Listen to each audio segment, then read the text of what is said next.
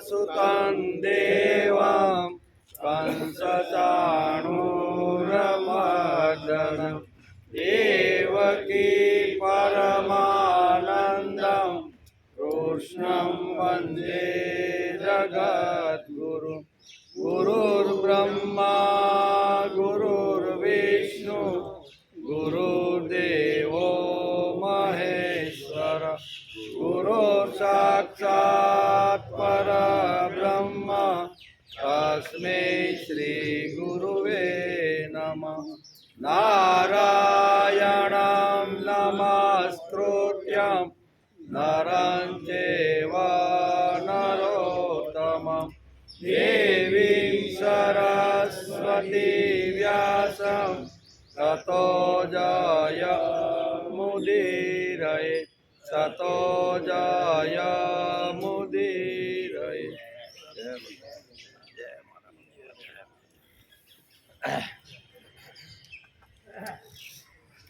श्री कृष्णाष्टकम पहलो श्लोक। सुंदर गोपालम उरवनमालम नयन विशालम दुःखहरम वृंदावन चंद्रम आनंदकंदम परमानंदम धरणीधरम वल्लभ घनश्यामं पूर्णकामं अत्यभिरामं प्रीतिकरं भजनन्दकुमारं सर्वसुखसारं तत्त्वविचारं ब्रह्मपरं। सुंदर गोपालम उर्वनमालम नयन विशालम दुःखहरम। જેમના હૃદયમાં વનમાળા શોભી રહી છે, વિશાળ નેત્ર છે. ભગવાનનું વર્ણન અને વિશેષણો ભગવાનને લગાડ્યા છે. ભગવાન કેવા છે તો કે જેમના હૃદયમાં વનમાળા શોભી રહી છે, વિશાળ જેના નેત્રો છે, જે શોકનો નાશ કરે છે, જે વૃંદાવનના ચંદ્ર પરમ આનંદમય પૃથ્વીને ધારણ કરવાવાળા. બરાબર, કેવા છે? પૃથ્વીને ધારણ કરવાવાળા, સર્વના પ્રિય, મેઘ સમાન, પૂર્ણ કામ, અત્યંત સુંદર અને પ્રેમ કરવાવાળા છે.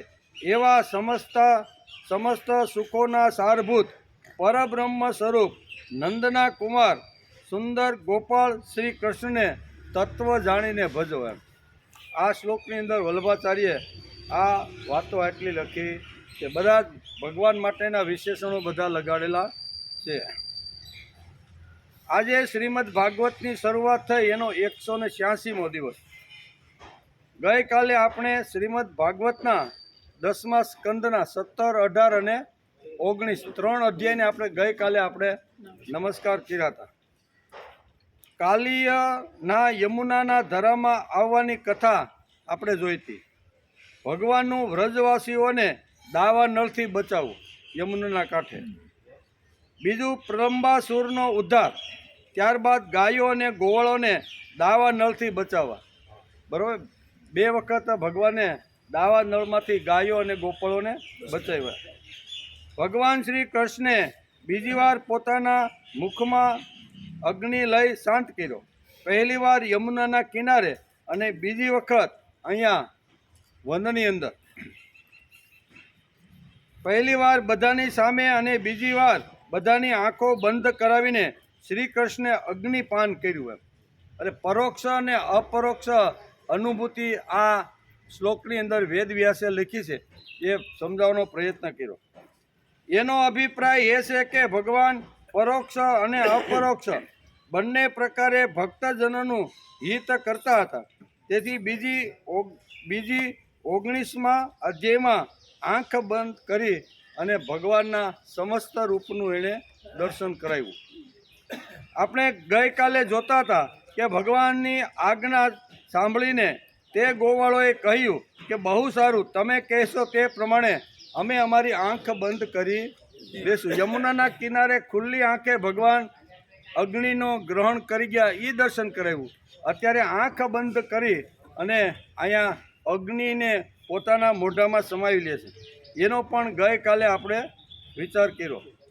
ત્યારે યોગેશ્વર ભગવાન શ્રી કૃષ્ણે તે ભયંકર અગ્નિનું પોતાના મુખથી અગ્નિનું પાન કરી ગયા અને અપરોક્ષ અનુભૂતિ સમજાવી. ભગવાન શ્રી કૃષ્ણ ભક્તો દ્વારા અર્પણ થયેલા પ્રેમ ભક્તિરૂપ અમૃતનું પાન કરે છે. અગ્નિના મનમાં તે અમૃતના સ્વાદ લેવાની ઈચ્છા થઈ છે, તેથી અગ્નિ સ્વયં ભગવાનના મુખની અંદર આવી ગઈ. વિષાગ્નિ, મુંજાગ્નિ અને દાવાગ્નિ ત્રણેયનું પાન કરીને ભગવાને પોતાની ત્રિતાપનાશક શક્તિ સમાજને દેખાડવાનો પ્રયત્ન કર્યો છે. એમ કે આપણે ગઈકાલે જોતા હતા કે આ ઘોર સંકટમાંથી ગોપ બાળકોને શ્રી કૃષ્ણે પરોક્ષ અને અપરોક્ષ શક્તિથી ગાયોને છોડાવી. અપરોક્ષ અનુભૂતિ થયા પછી બધા જ ગોપ બાળકો અહીંયા પોતાના ઘરે ગાયો લઈને આવે છે. ગાયો લઈને આવે છે તો કૃષ્ણ ભગવાને વનની અંદર જે કાંઈ લીલાઓ કરી હતી એ બધી જ લીલાઓ ઘરની અંદર બેઠેલા જે શું કહેવાય ગાયો ચારવા જે નહોતા ગયા તે વયોવૃદ્ધ જે માણસો હતા એને આખું ભગવાન કૃષ્ણની બાળ લીલાનું વર્ણન કરે છે. એનો પણ આપણે ગઈકાલે વિચાર કર્યો. આજે આપણે 20મા અધ્યાયની અંદર અધ્યાયનો અભ્યાસ કરવાનો છે. વર્ષા અને શરદ ઋતુનું વર્ણન, બે ઋતુનું વર્ણન છે.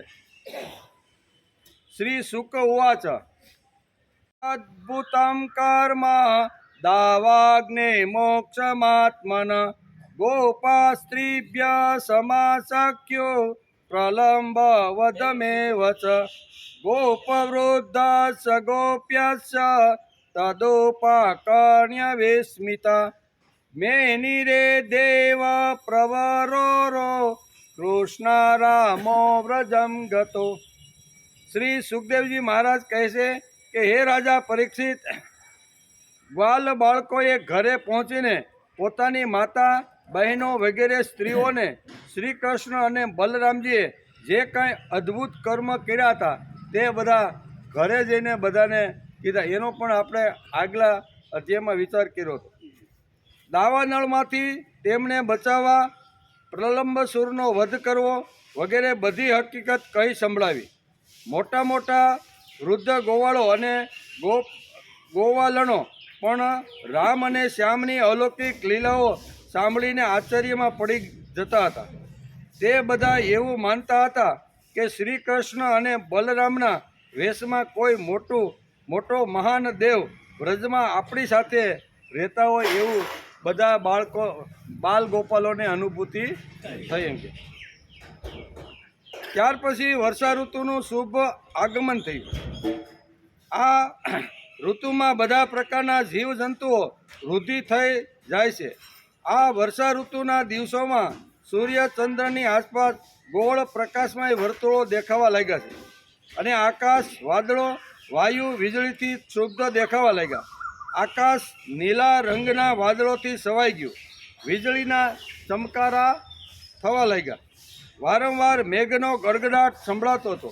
સૂર્ય, ચંદ્રમા અને તારા ઢંકાઈ જતા હતા. ત્રણેય ગુણોથી ઢંકાયેલું અને તેથી પણ અસ્પષ્ટ પ્રકાશવાળું સ્વયં બ્રહ્મ સ્વરૂપ હોવા છતાં જીવનું સ્વરૂપ હોય એવું આકાશ ભાસતું હતું. અહીંયા વર્ષા ઋતુનું વર્ણન કરતા વેદવ્યાસ લખે છે અને અત્યારે સુખદેવજી મહારાજ રાજા પરીક્ષિતને વર્ષા ઋતુનું વર્ણન કરે છે કે વર્ષા ઋતુ આવી ત્યારે કેવા અહીંયા પ્રકૃતિએ આવી રીતના સર્જન કર્યું છે, એનું સુંદર મજાનું વર્ણન કર્યું છે. તે જ પ્રમાણે વીજળીના ઝબકારાથી શોભતા વાદળો, વેગથી વહેતા વાયુની પ્રેરણાથી જીવોનો કલ્યાણ માટે પોતાના જીવનરૂપી જળને વરસાવવા લાગ્યા છે. વર્ષા ઋતુમાં વરસાદની શરૂઆત થઈ ગઈ. વીજળી ચારે બાજુ ચમકવા લાગી, વાદળાઓના ગડગડાટ થવા લાગ્યા. એવું વર્ષા ઋતુનું વર્ણન અત્યારે વેદવ્યાસે લખ્યું છે અને સુખદેવજી મહારાજ રાજા પરીક્ષિતને વર્ષા ઋતુ અને શરદ ઋતુ, આ બે ઋતુનું વર્ણન આ અધ્યાયની અંદર સમજાવે છે. જેઠ અષાઢની ગરમીથી ધરતી સુકાઈ ગઈ હતી, બરોબર ને. આપણે બધા અનુભવ લઈને બેઠા છીએ એટલે કાંઈ વધારે સમજવાની જરૂર પડે, કારણ કે આપણે બધા એમાંથી પસાર થઈને આવ્યા છીએ. જેઠ અષાઢની ગરમીથી ધરતી સુકાઈ ગઈ હતી. હવે વરસાદના જળથી સિંચાઈને ફરીથી લીલીછમ થઈ ગઈ છે. જેમાં સકામ ભાવથી તપ કરતા શરીર દુર્બળ થઈ જાય છે, પરંતુ જ્યારે તેનું ફળ મળે છે ત્યારે તે હૃષ્ટપુષ્ટ થઈ જાય છે. તપસ્યા કરે ત્યારે શરીર થોડુંક સુકાય, કારણ કે ખાવાનું પણ બંધ હોય, પાણી ઉપર હોય, ઘણીવાર પર્ણો ઉપર તપસ્યા કરતા હોય, અલગ અલગ ટાઈપની તપસ્યા કરે ત્યારે શરીર સૂકું થઈ જાય. પણ ફરીથી જ્યારે તપસ્યા પૂરી કરી અને જ્યારે ફળનો આહાર કરે છે ત્યારે પાછું શરીર પુષ્ટ થઈ જાય છે. એમ ધરતી માતાનું વર્ણન કરતા વેદવ્યાસ લખે છે કે આવી રીતના જેઠ મહિનામાં જે સૂરજના પ્રકાશથી ધરતી માતા જે તપી ગયા હતા, એ તપી જવાથી એકદમ થોડા ઢીલા પડી ગયા હતા. પણ જેવો અષાઢ અને શ્રાવણની શરૂઆત થઈ ત્યારે વરસાદ ચારે બાજુથી ગડગડાટ કરીને વાદળા વરસવા લાગ્યા, ત્યારે એના શરીરની અંદર પુષ્ટ થવા, ધરતી માતા પણ કિલોલ કરવા લાગી. ચારે બાજ લીલી ચાદર પથરાઈ ગઈ, બરાબર. 15 દિવસ પહેલાં આપણે જોતા હતા કે એકદમ સૂકી ભટ્ટ અને કાળી પીળી માટી ચારે બાજુ નજરમાં આવતી હતી. પણ 15 દિવસ પહેલાં જે વરસાદ પડ્યો અને 15 દિવસની અંદર આખી ધરતીને આવી લીલુંછમ આવી રીતનું બનાવી દીધું, એટલે કે બનાવી દીધું. વર્ષા ઋતુમાં સાયંકાળ વાદળોને લીધે ઘોર અંધકાર છવાઈ જવાથી નક્ષત્ર તારાઓનો પ્રકાશ તે દેખાતો નથી, પરંતુ આજ્ઞા ચમકવા લાગે છે. જેમ કળિયુગમાં પાપની પ્રબળતા હોવાથી પાખંડનો પ્રચાર થઈ જાય છે અને વૈદિક સંપ્રદાયો લુપ્ત થઈ જાય છે, તેવી રીતનું અહીંયા પણ આ વાત જોવા મળી છે. હવે તે વાદળોની ગર્જના સાંભળીને ડ્રાઉં ડ્રાઉં કરવા લાગે છે. જેમાં નિત્ય કર્મથી નિવૃત્ત થઈને ગુરુની આજ્ઞાથી બ્રહ્મચારીઓ વેદપાઠ કરવા લાગે છે, બરાબર ને. જે દેડકા પહેલાં મૌન રહીને સૂઈ રહ્યા હતા, હવે તે વાદળોની જેમ ગર્જના કરવા અને ડ્રાઉં ડ્રાઉં કરવા લાગ્યા છે. જેમાં નિત્ય કર્મથી નિવૃત્ત થઈને ગુરુની આજ્ઞાથી બ્રહ્મચારીઓ વેદપાઠ કરવા લાગે છે. જાણે કોઈ અસંયમી મનુષ્યને યુવાની વગેરે સંપત્તિઓ પ્રાપ્ત થતાં તે અવળે માર્ગે વહી જાય છે, તેમ અલ્પ જળમાંથી નદીઓ જે ગરમીના દિવસોમાં સુકાઈ ગઈ હતી તે વરસાદનું વિપુલ જળ આવતા આમ તેમ ઉભરાઈને આમ તેમ વહેવા લાગી.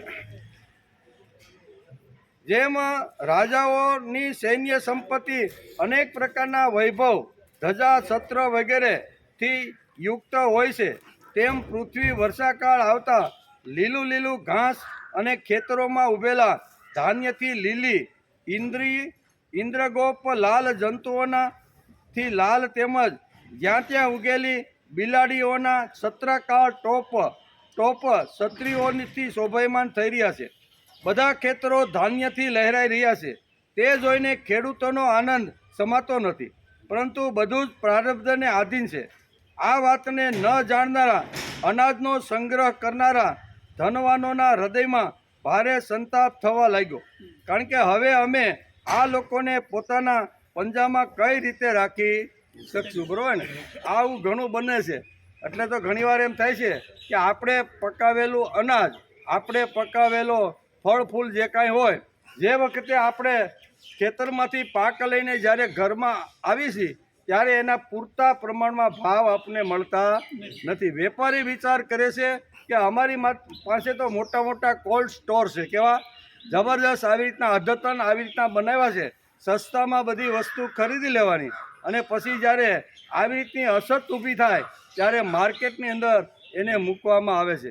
તેથી અહીંયા વેદવ્યાસને હજારો વર્ષ પહેલાં આ બધી કળિયુગની ખબર હશે કે એક એવો કાળ આવશે કે જે ખેડૂતો રાત દિવસ પરસેવો પાડી મહેનત કરી અને 4 મહિના કાદવ ખૂંદીને જે કાંઈ અનાજ ઊભું કરે છે એ અનાજના પૂરતા ભાવ મળવાના નથી, અને અનાજનો સંગ્રહ કરવાવાળા ધનવાનના હૃદયની અંદર એક આનંદ પ્રગટ થાય છે કે આજે સસ્તા ભાવની અંદર લઈ મોટા મોટા કોલ્ડ સ્ટોરની અંદર એનો સ્ટોર કરી અને જ્યારે સમાજની અંદર આ વાતની અસર થશે ત્યારે અમે સમાજમાંથી અનેક ઘણા બધા પૈસાઓ કમાવી અને ધનવાન થશું. આવો ધનવાનો ના હૃદયની અંદર આવી રીતનું પણ પાપ ભરેલું આ વેદવ્યાસે બહુ સરસ કીધું, પરંતુ બધું જ પરાર્થને આધીન છે.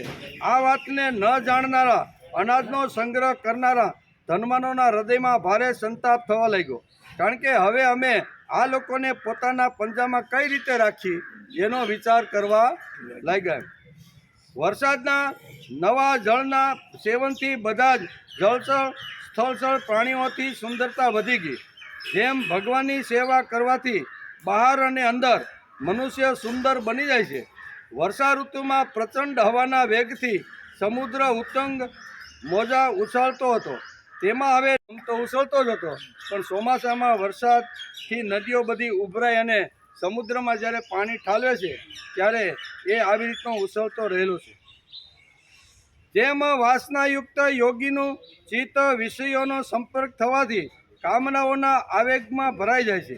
મુસળધાર વરસાદની ધારાઓથી પર્વતોને કોઈ વ્યથા થતી નથી. જેમાં ભક્તોનું ચિત્ત ભગવાનમાં જોડાઈ જવાથી તેમને દુઃખો અથવા વ્યથા કંઈ પણ પહોંચાડી શકતા. એકવાર મન ભગવાનની અંદર ભક્તો લગાડી દે પછી આજુબાજુ કે શરીરની અંદર જે કાંઈ દુઃખ હોય એ દુઃખનો અનુભવ ભક્તોને થતો નથી. જે રસ્તાઓ ક્યારેય ચોખ્ખા કરવામાં આવતા નહોતા તે ઘાસથી ઢંકાઈ જવાથી દ્રષ્ટિગોચર થવા કઠણ થઈ ગયા. જેમ જ્યારે દ્વિજાતિ વેદોનો અભ્યાસ કરતા નથી ત્યારે કાલક્રમે વેદો ભૂલાઈ જાય છે. જોકે વાદળો લોકો માટે ભારે ઉપકારી છે, છતાં પણ વીજળી તેમાં સ્થિર રહેતી નથી. વાદળો ઉપકારી એટલા માટે છે કે પ્રચંડ આવી રીતની ગરમી પડવાથી, બરાબર, સૂર્ય જ્યારે તપતો હોય અને એ તપતો રહેલો સૂર્ય જ્યારે સમુદ્રની અંદર જે કિરણો પ્રસરાવે છે એનાથી વાદળો બંધાય છે અને વાદળો બંધાણા પછી એ ધરતી ઉપર આવીને વરસી જાય છે. એટલે મોટામાં મોટો જો કોઈ ઉપકાર કરતો હોય તો સૂર્ય છે. સૂર્યના પ્રકાશથી અથવા કિરણોથી વરાળ ઉત્પન્ન થાય છે અને વરાળથી વાદળાઓ બંધાય છે અને વાદળા બંધાણા પછી જે ખારું પાણી તેનું મીઠું પાણી કરી અને ધરતી ઉપર વરસાવતા રહેલા છે. આ સુંદર મજાનું અહીંયા વેદ વ્યાસે 3 શ્લોકની અંદર અહીંયા વરસાદ કેવી રીતનો વરસે છે, સૂર્યનો કેટલો મોટો ઉપકાર છે સૃષ્ટિ ઉપર એનું પણ વર્ણન કર્યું છે. નિષ્કામ ભાવે વાદળો વરસી અને પોતે તૃપ્ત થતા હોય એ 2-3 વાતો વેદવ્યાસે આ શ્લોકની અંદર લખી છે. જેમાં જ્યારે દ્વિજાતિ વેદોના અભ્યાસ કરતા નથી ત્યારે કાલક્રમે વેદો ભૂલાઈ જાય છે. જોકે વાદળો લોકો માટે ભારે ઉપકારી છે. જોયું કે વાદળો લોકો માટે ઉપકારી છે, તેમ છતાં પણ વીજળી તેમાં સ્થિર રહેતી નથી. જેમાં સંચળ મનની સુંદર સ્ત્રીઓ પોતાના ગુણવાન પુરુષ પાસે પણ સ્થિર ભાવથી રહેતી નથી. આકાશ મેઘ ગર્જનાથી વ્યાપ્ત છે, તેમાં નિર્ગુણ એટલે દોરડા વિનાનું ઇન્દ્રધનુષ્ય તેવી રીતે શોભી રહી છે. જેમાં સત્વ રજ તમ વગેરે ગુણોથી વ્યાપ્ત વિશ્વમાં નિર્ગુણ બ્રહ્મ શોભી રહ્યું છે. અહીંયા જે ઇન્દ્રધનુષની પણ અહીંયા વર્ષા ઋતુમાં કેવી રીતની ઘટના ઘટે છે એની પણ વેદ વ્યાસે લખી. એને કોઈ આધાર કે દોરડે બાંધી શકાતું નથી, અંદરથી આવી રીતનું ઉત્પન્ન થાય છે. જોકે ચંદ્રમાની ધવલ ચાંદનીથી વાદળો દેખાતા હતા, છતાં પણ તે વાદળોને ચંદ્રમાને ઢાંકીને શોભાહીન બનાવી દીધા હતા. જેમ પોતાના ચૈતન્ય પ્રકાશિત અહમ બુદ્ધિ જીવને પ્રકાશિત થવા દેતી નથી. જેમ સાંસારિક તાપોથી તપ્ત થઈને વૈરાગ્યયુક્ત થયેલા મનુષ્ય ભગવાનના ભક્તો સમાગમ થતાં પ્રસન્ન થઈ જાય છે, તેમનો આદર સત્કાર કરે છે. તેમ મયુરો પણ વાદળોના આગમનથી આનંદિત થઈને ટહુકા કરી રહ્યા છે, નૃત્ય કરી રહ્યા છે, આનંદથી તેમનો સત્કાર કરી રહ્યા છે. જે વૃક્ષો જેઠ અષાઢમાં સુકાઈ ગયા હતા તે હવે તેના મૂળિયાથી જળ પીને પાંદડા ફૂલ અને ડાળીઓ ખૂબ જ સોહામણા થવા લાગ્યા. સજી ધજી ગયા છે. જેમાં સકામ ભાવે તપ કરવાવાળા પહેલાં તો દુર્બળ થઈ જાય છે, પરંતુ કામના પૂરી થવાથી ફરીથી તેઓ હૃષ્ટપુષ્ટ થઈ જાય છે. હે રાજા પરીક્ષિત, તળાવોના કિનારો કાંટા કીચડ અને પાણીના વહેવાથી મોટે ભાગે અશાંત હોય છે, પરંતુ જેમ સારસ પક્ષી તે સ્થળને એક ક્ષણ માટે પણ છોડતું નથી, તેમ અશુદ્ધ હૃદયના કામી પુરુષો કામકાજથી અને અશાંતિથી ભરેલા ઘરને છોડતા નથી, ઘરમાં પડી રહે છે. વર્ષા ઋતુમાં ઇન્દ્રની પ્રેરણાથી મુશળધાર વરસાદ થાય છે, તેથી ખેતરોની અને તળાવોની પાળો તૂટી જાય છે. જેમ કલયુગમાં પાખંડીઓના જાત જાતના મિથ્યા સંપ્રદાયોથી વૈદિક માર્ગની મર્યાદા ઢીલી પડી જાય છે. બરાબર ને? કે જેમ વરસાદ પડવાથી જેમ ખેતરની પાળો તૂટી જાય છે, એમાંય કહે છે કે વૈદિક ધર્મની પાળ ઘણીવાર પાખંડી લોકો તોડી નાખતા હોય છે. વાયુની પ્રેરણાથી વાદળો પ્રાણીઓ અને અમૃત તુલ્ય જળની દ્રષ્ટિ કરે છે. જેમ બ્રાહ્મણોની પ્રેરણાથી ધનવાનો દાન ગરીબોની અભિલાષા પૂરી કરે છે. વર્ષા ઋતુમાં વૃંદાવન આ પ્રમાણે શોભાયમાન બની ગયું છે, એમ વેદવ્યાસ લખે છે. અનેક જાતના પાકેલા ફળોથી સમૃદ્ધ હતું. તે જ વનમાં વિહાર કરવા માટે શ્યામ અને બલરામજીએ ગ્વાલ બાળકો અને ગાયો સાથે પ્રવેશ કર્યો. આવી રીતનું વરસાદ ઋતુની શરૂઆત થઈ, વરસાદ પડવા લાગ્યો, ઘાસ નવું ઉત્પન્ન થવા લાગ્યું, ત્યારે અહીંયા વ્રજના બધા ગોપ બાળકો સાથે અહીંયા વનની અંદર આવી રીતના આવવા લાગ્યા. ગાયો તેમના દૂધના ભરાવાથી ભારે થયેલા સ્થાન આંચળને કારણે ખૂબ ધીરે ધીરે ચાલતી હતી. જ્યારે ભગવાન શ્રી કૃષ્ણ તેમનું નામ લઈને બોલાવતા, ત્યારે પ્રેમવશ થઈને જલ્દી તેમના તરફ દોડી આવતી હતી. તેમના થાનમાંથી દૂધની ધારા વહેતી હતી. ભગવાને જોયું કે તેમના દર્શનથી વનવાસીઓ અને તેમની સ્ત્રીઓ આનંદ મગ્ન થઈ ગયા છે. વનરાજીઓ પુષ્પરસ ઝરવા લાગી. પર્વતમાંથી ઝરણાઓ વહી રહ્યા છે. તેનો અવાજ પણ કર્ણપ્રિય લાગતો હતો. સાથે સાથે વરસાદ પડી જાય તો ત્યાં છુપાઈ જવા માટે ઘણી બધી પર્વતની ગુફાઓ પણ હતી. જ્યારે વરસાદ વરસવા લાગે ત્યારે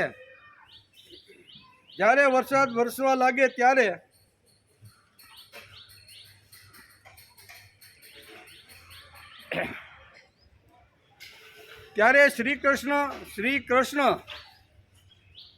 કૃષ્ણ ક્યારેક કોઈ વૃક્ષ નીચે અથવા ગુફામાં સંતાઈ જતા. ધોધમાર જ્યારે વરસાદ વરસે, વરસાદથી બચવા માટે ભગવાન શ્રી કૃષ્ણ ગુફા કે કોઈ પર્વતના સ્થાન ઉપર બેસી જતા. કંદમૂળ ફળ આરોગીને ગોપ બાળકો સાથે રમતા હતા. ક્યારેક કહેતા જળની પાસે જતા અને બલરામજી આ ગ્વાલ બાળકો સાથે ઘરેથી લાવેલા દહીં, ભાત, દાળ, શાક વગેરેનું ભોજન કરતા હતા. વર્ષા ઋતુમાં બળદ, વાછરડા અને ભારે થાનને લીધે થાકેલી ગાયો થોડી જ વારમાં પેટ ભરીને ઘાસ ચરી લેતી હતી. લીલા ઘાસ પર બેસીને આંખો બંધ કરી વાગોળતી વર્ષા ઋતુ અત્યંત સુંદર હતી. તે બધા પ્રાણીઓ માટે સુકર હતી. તેમાં શંકા નથી કે તે ઋતુ ગાયો, બળદો, વાછરડા બધા જ ભગવાનની લીલાને જ વિલાસ હતો. તેમ છતાં તેમને જોઈને ભગવાન બહુ પ્રસન્ન થતા હતા અને વારંવાર તેમની પ્રશંસા કરતા હતા. ભગવાને જ બનાવેલી સૃષ્ટિ અને એમાં જ ભગવાન અત્યારે લીલા કરી રહ્યા છે. આ પ્રમાણે શ્યામ અને બલરામ ખૂબ આનંદપૂર્વક વ્રજમાં નિવાસ કરી રહ્યા હતા.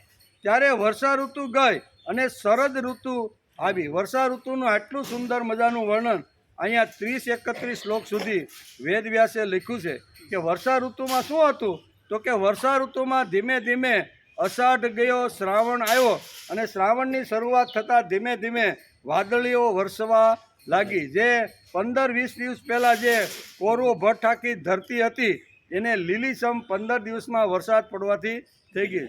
સુંદર મજાના આવી રીતના તળાવો ભરાવા લાગ્યા, નદીઓ ઉભરાવા લાગી અને જે પાંદ ખરીને જે વૃક્ષો આવી રીતના થઈ ગયા હતા એ મૂળિયા દ્વારા પાણી મળવાથી એકદમ એની અંદર ચૈતન્ય આવી ગયું. ચારે બાજે હર્ષ આનંદ ઉલ્લાસ કરવા લાગ્યા.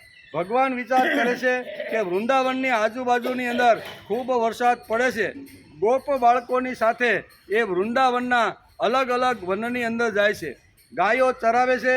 ગાયો ચરાવતા રહેતા મોટી કોઈ વાદળી આવીને જો વરસવા લાગે તો આવી રીતે નાની મોટી ગુફાની અંદર એ આશરો લઈ લે છે. આશરો લીધા પછી સમય થાય જમવાનો, ત્યારે બધા દાળ ભાત અથવા ભાત અને દહીં જે સાથે લાવ્યા હોય એક ગોપ બાળકો સાથે શ્યામ સુંદર શ્રી કૃષ્ણ અને બલરામ જમતા રહેલા છે. વેદવ્યાસ લખે છે કે જેણે ઉત્પત્તિ સ્થિતિ, જેણે આખી સૃષ્ટિની ઉત્પત્તિ કરી છે એ જ સૃષ્ટિની ઉત્પત્તિની અંદર અહીંયા બાળકોની સાથે લીલા કરતા રહ્યા છે. ઉત્પત્તિ સ્થિતિ અને લય કરવાવાળા ભગવાન અત્યારે બધું જ પોતાનો આવી રીતનું ઘમંડ છોડી અને બાળકો જેવા બની અને રહેવાનો પ્રયત્ન કરે છે. સુંદર મજાનું વર્ષા ઋતુનું આવી રીતનું વર્ણન વેદવ્યાસે અહીંયા 31 શ્લોકની અંદર વર્ષા ઋતુ થવાથી શું થાય છે, અહીંયા વાદળો પણ પરોપકાર કરી અને ધરતી માતા ઉપર અહીંયા વરસી જાય છે. પરોપકારની વાત પણ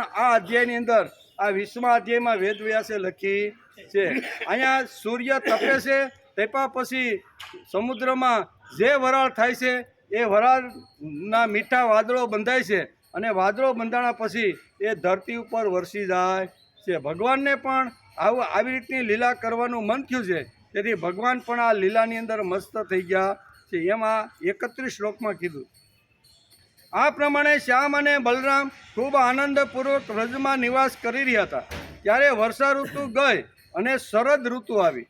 બરાબર, 4 મહિના વર્ષા ઋતુ અને એના પછી શરદ ઋતુ શરૂ થઈ જાય છે. એટલે વર્ષા ઋતુમાં ફક્ત વરસાદને, પ્રકૃતિને અહીંયા નિહાળવાનું કામ અને એની ગોદમાં રમવાનું કામ આ બધા ગોપ બાળકો કરવા લાગ્યા. આપણે જે વખતે રામાયણનો અભ્યાસ કરતા હતા એ વખતે જ્યારે વાલીને માર્યા પછી, બરાબર ને, સુગ્રીવ કહે છે કે હવે અમે સીતા સંશોધનનું કામ હવે શરૂ કરી, ત્યારે અહીંયા ભગવાને બહુ સરસ રીતે કીધું કે અત્યારે વરસાદની શરૂઆત થઈ ગઈ છે, ચાતુર્માસ આવી ગયો છે અને ચાતુર્માસ આવીએ ત્યારે સૈન્ય એકઠું કરવું યોગ્ય નથી, કારણ કે ઘણી બધી નદીઓ પાણીથી ઉભરાઈ ગઈ હોય, એક સ્થળેથી બીજી સ્થળે જઈ શકાય નહીં. એટલે 4 મહિના આપણે ચાતુર્માસ પૂર્ણ કરી અને પછી આ બધી તૈયારીઓ કરી. એટલે ચાતુર્માસની અંદર આ ખૂબ જ મહત્વ ભાગવતકાર અને ભાગવતકાર વેદવ્યાસ અને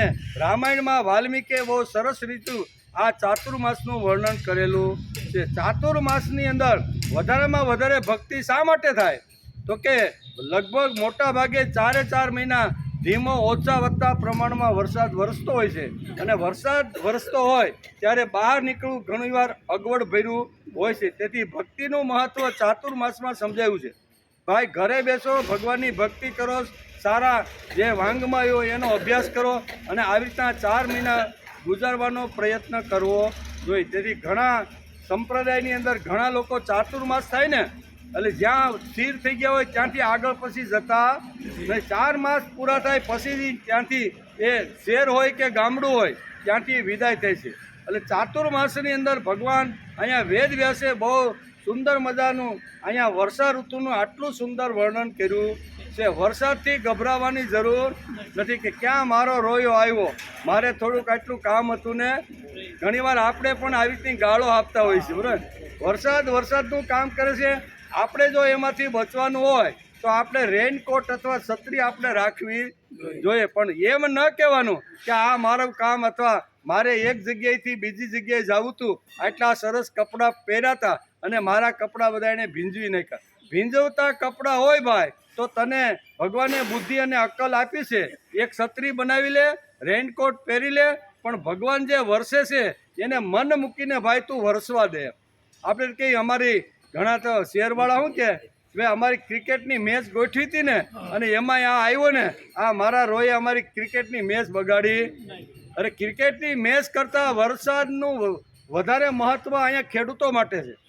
ખેડૂતો એને કદાચ શહેરની અંદર નાના મોટા વ્યવસાય ધંધા કરતા હોય, કદાચ એને હોય નહીં, પણ એ બધા જીવે છે આના આધારે જ, પણ એને ખબર પડતી નથી. એને એમ થાય અમારા ખિસ્સામાં પૈસા છે, અમે કોઈ પણ સ્ટોર ઉપર જઈશું અને અનાજ અમે લાવશું, આને આટલી જ ખબર છે, બરાબર ને. પણ કહેવાનો અર્થ કે વર્ષા ઋતુનું સુંદર મજાનું વર્ણન વેદવ્યાસે ભાગવતની અંદર અહીંયા 10મા સ્કંદના 20મા અધ્યાયની અંદર 31 શ્લોકની અંદર સુંદર મજાનું વર્ણન કર્યું છે. ત્યાર પછી શરદ ઋતુની શરૂઆત થાય છે, એટલે કે વર્ષા ઋતુ ગઈ અને શરદ ઋતુની શરૂઆત થાય. શરદ ઋતુમાં કમળોના ઉત્પન્ન થવાથી જળાશયોના જળ સ્વચ્છ બની ગયા છે. જેમ કોઈ યોગ ભ્રષ્ટ પુરુષનું ચિત્ત પુનઃ યોગ સાધનાથી સ્વસ્થ થઈ જાય. યોગ ભ્રષ્ટ જે જીવ હોય, યોગ ભ્રષ્ટ જીવ એટલે ભગવાનની ભક્તિ કરતાં કરતાં એ માણસ જ્યારે મૃત્યુ પામે ત્યારે એને વેદવ્યાસ પણ લખે છે અને શું કહેવાય શ્રીમદ ભગવદ્ ગીતાની અંદર ભગવાને પણ કીધું છે કે યોગ ભ્રષ્ટ જે જીવ હોય એ જ્યારે ભગવાનનું કામ, ભગવાનનું સ્મરણ, ભગવાનની ભક્તિ કરતો કરતો એ જ્યારે આવી રીતનો મૃત્યુ પામે છે ત્યારે એનો જન્મ સૂચિ નામ શ્રીમતા નામ ગેહે યોગ ભ્રષ્ટો બી જાય છે. આવું ભગવાને પણ કીધું છે. ભાગવતકાર પણ આ જ વાત આપને સમજાવે છે કે યોગ ભ્રષ્ટ કરેલું જે કામ છે એ કોઈ દિવસ ફેલ જાતું નથી. સારું કર્યું હોય તો સારું અને નબળું કર્યું હોય તો નબળું, પણ કરેલું કામ તો માણસને ભોગવવું જ પડે છે. તેથી સારું કામ, સારો વિચાર, સારું આવી રીતની ભક્તિ કરતાં કરતાં જે જીવ આ કદાચ વચ્ચેથી ભગવાન એને ઉપાડી લે તો ત્યાંથી પાછું એનું નવું જીવન શરૂ થઈ જાય છે. આપણે પણ ઘણીવાર કહી જૂના કાળની વાતો, લગ્ન પ્રસંગ આપણી ઘેરે હોય અને પોસ્ટકાર્ડની અંદર બધા કંકોત્રી લખવાની, કેમાં પોસ્ટમાં જ લખતા ને, અને પોસ્ટમાં લખતા અને માનો રાતના 10-11 વાગ્યા સુધી પરિવાર સાથે બેસે, ગામડાનું લિસ્ટ કરે, નામનું લિસ્ટ કરે અને બધા જે ભણેલા છોકરાઓ હોય એ હાથમાં લાલ પેન લઈને ટપાલું લખે કે ભાઈ અમારે ત્યાં શુભ પ્રસંગ આ તારીખે છે તો એમાં શોભામાં અભિવૃદ્ધિ કરવા માટે તમે પધારજો. આવું ઘણું બધું આખું પોસ્ટમાં લખે.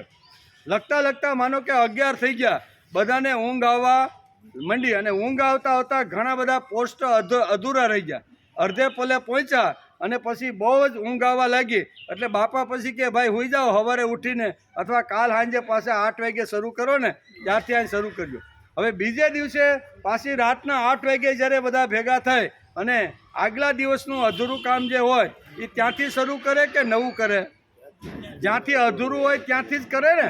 તો એવી રીતે આપણે પણ જો સારું કામ કરતાં કરતાં આપણે ઘણા કહે ને કે ભાઈ હવે તો અમે શું છે, અમારો આથમ તો સૂર્ય છે, ઢળતી અમારી સાંજ છે, હવે આમાં હવે ભક્તિ કરવી, વડલાઈઠે આવું ન આવું એમાં શું ફેર પડે?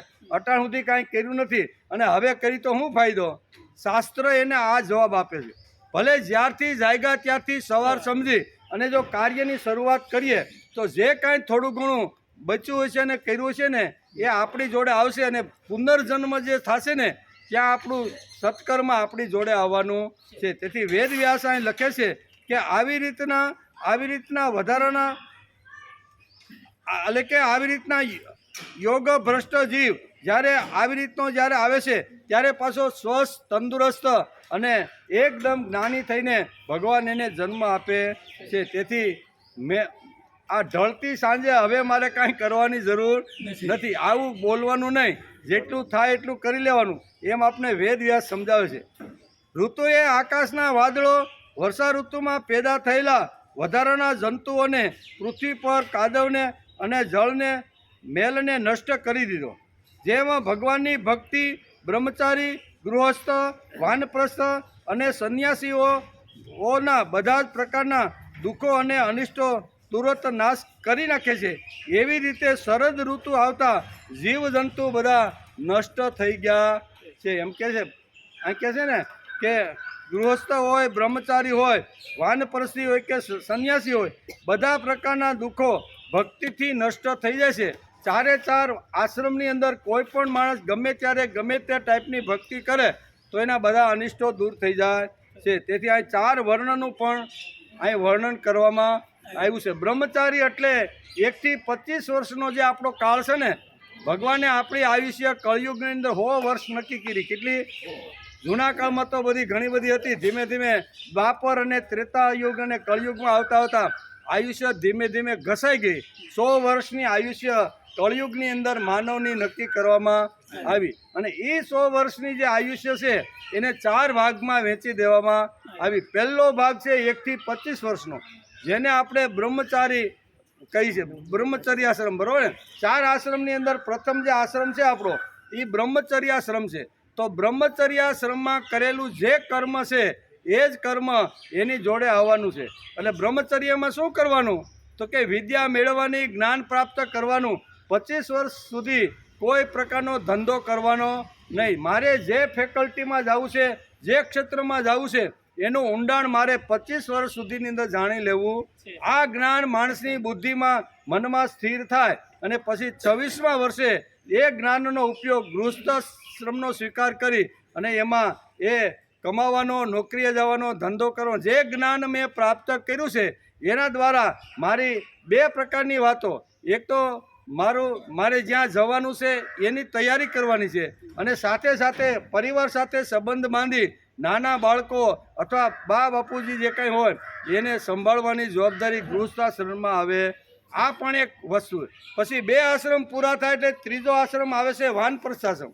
વાનપ્રસ્થાશ્રમની અંદર જે કાંઈ 50 વર્ષ સુધીનો આપણો જે કાંઈ અનુભવનો જે નિચોડ છે એ યુવાન દીકરાના હાથની અંદર સોંપી દેવાનો. 51 વર્ષની ઉંમર થાય એટલે કે લે દીકરા, અત્યાર સુધી મેં વ્યવહાર કર્યો છે, ધંધો નોકરી કરી છે અને હવે તારે ધુરા તારે સંભાળવાની છે. આને કહેવાય વાનપ્રસ્થાશ્રમ. આ પણ જેણે સારો ગુજારવાનો પ્રયત્ન કર્યો છે એ અને છેલ્લે 75 વર્ષ પછીનો જે કાળ આવે છે 76 થી 100 વર્ષ અને 25 વર્ષ એ છે સંપૂર્ણ ભગવાનને સરેન્ડર થવાનું. સંપૂર્ણ ભગવાનની અંદર મનને પોરાવી દે.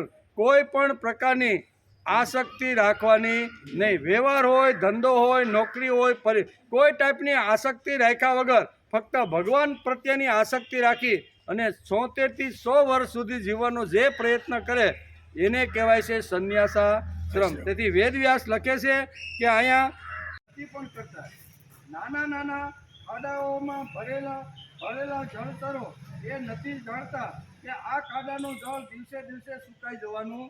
કારણ કે શરદ ઋતુ આવી, વર્ષા ઋતુ ગઈ, વરસાદ પડવાનું બંધ થયું. ખાડા ટેકરામાં જે કાંઈ સંગ્રહ કરેલું જે પાણી હતું એ હવે ધીમે ધીમે પૂરું થવાનું છે. જેમાં કુટુંબના ભરણ પોષણમાં વ્યસ્ત મૂર્ખ લોકો એ નથી જાણતો કે અમારું આયુષ્ય ક્ષણે ક્ષણે આવી તો ક્ષીણ થઈ ગયું છે. પણ છતાંય 60 વર્ષ થાય, 70 વર્ષ થાય પણ છતાંય વ્યવહારમાં ઘોકા મારતો હોય છે. ભાઈ હવે તારે એમાં જે દીકરા દીકરીઓ પુત્ર વધુ જે કરે છે એને કરવા દે નહીં ભાઈ. એ આપણા કરતાં સારી રીતે વ્યવહાર, ધંધો, નોકરી જે કાંઈ છે ને કે આપણે જે કરતા હતા એના કરતાં વિશેષ સારું કરતો હોય છે. પણ છતાંય અહીંયા ઘણીવાર કહે છે ગૃહસ્થી ઘણીવાર આવી રીતનું શું કહેવાય, આવી રીતનું કહેતો હોય છે, આવી રીતનું કરતો હોય છે અને પીડા આપતો હોય છે. કુટુંબને શું કરે? પીડા ન કરવાનું હોય ને એ બધું આવીને આડો ઊભો રહે. તો અહીં શાસ્ત્રકારો કહે છે કે જ્યારે ઉંમર પૂરી થાય, છોકરાઓ જ્યારે સારી રીતે વ્યવહાર છે કે ધંધો નોકરી સંભાળી લે ત્યારે એમાંથી માણસે નિવૃત્ત થઈ જવું જોઈએ. અને એમાં કોઈ પ્રકારની આપણા પરિવારની અંદર જે વ્યવસ્થા હાલતી હોય એમાં કોઈ પ્રકારની દખલગીરી કરવાની. જો આ બંધ થઈ જાય તો 100% માણસ વૃદ્ધાશ્રમો ખતમ થઈ જાય, બરોબર ને? પછી વૃદ્ધાશ્રમો ખોલવાની જરૂર પડે. અત્યારે ખુલે છે એનું કારણ મોટા ભાગે લગભગ આપણે જ હોઈએ છીએ. આપણે જૂના જમાનાના માણસો જૂનવાણી વાતો પકડીને અત્યારે આપણે બેઠા હોઈએ અને અત્યારે નવું જનરેશન જે સમાજની અંદર જે આવ્યું છે એ તો નવી ટેકનોલોજી અથવા નવો ધંધો, નવો વ્યવહાર એ બધું એ બરોબર કરતા રહેલા છે. પણ આપણી એમાં સાંચ ડૂબતી નથી. આપણે કોમ્પ્યુટર હટાવતા આવડતું નથી. આપણે ફેસબુક કે યુટ્યુબ વાપરવા આવડતી નથી. એટલે ઘણીવાર આપણને એમ થાય કે હું આ સોઈટું છે પણ એના ઉપર બિઝનેસ કરતો હોય આપને ખબર નથી. ઘરે બેઠા પણ બિઝનેસ આપણા યુવાન દીકરાઓ કરતા હોય છે ત્યારે આપણે એમ થાય કે આ તો આમાંથી બહાર નીકળતો. આવી ટકટકાટી જો ચાલતી હોય ને જોઈ, કારણ કે ક્યારે યમરાજનું તેડું આવશે એ કોઈને ખબર નથી. એમ કે થોડા જળમાં રહેવાવાળા પ્રાણીઓને હૃદય કાળના સૂર્યના તાપથી બહુ પીડા થવા લાગી. જેમાં પોતાની ઇન્દ્રિયોને વશ રહેવાળા કૃપણ અને દરિદ્ર પરિવારને જાત જાતના તાપ દુઃખો સતાવતા રહે છે.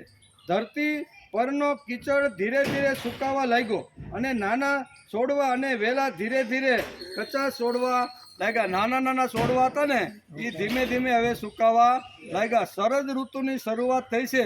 વેદવ્યાસ સુંદર મજાનું શરદ ઋતુ અને વર્ષા ઋતુ બે ઋતુનું વર્ણન કરતા કહે છે. વિવેક સંપન્ન સાધક ધીરે ધીરે શરીર વગેરે અનાત્મા પદાર્થોમાંથી આ હું છું અને આ મારું છે એવી અહંતા અને મમતા છોડી દેશે. શરદ ઋતુમાં સમુદ્રનું જળ સ્થિર, ગંભીર અને શાંત થઈ ગયું છે.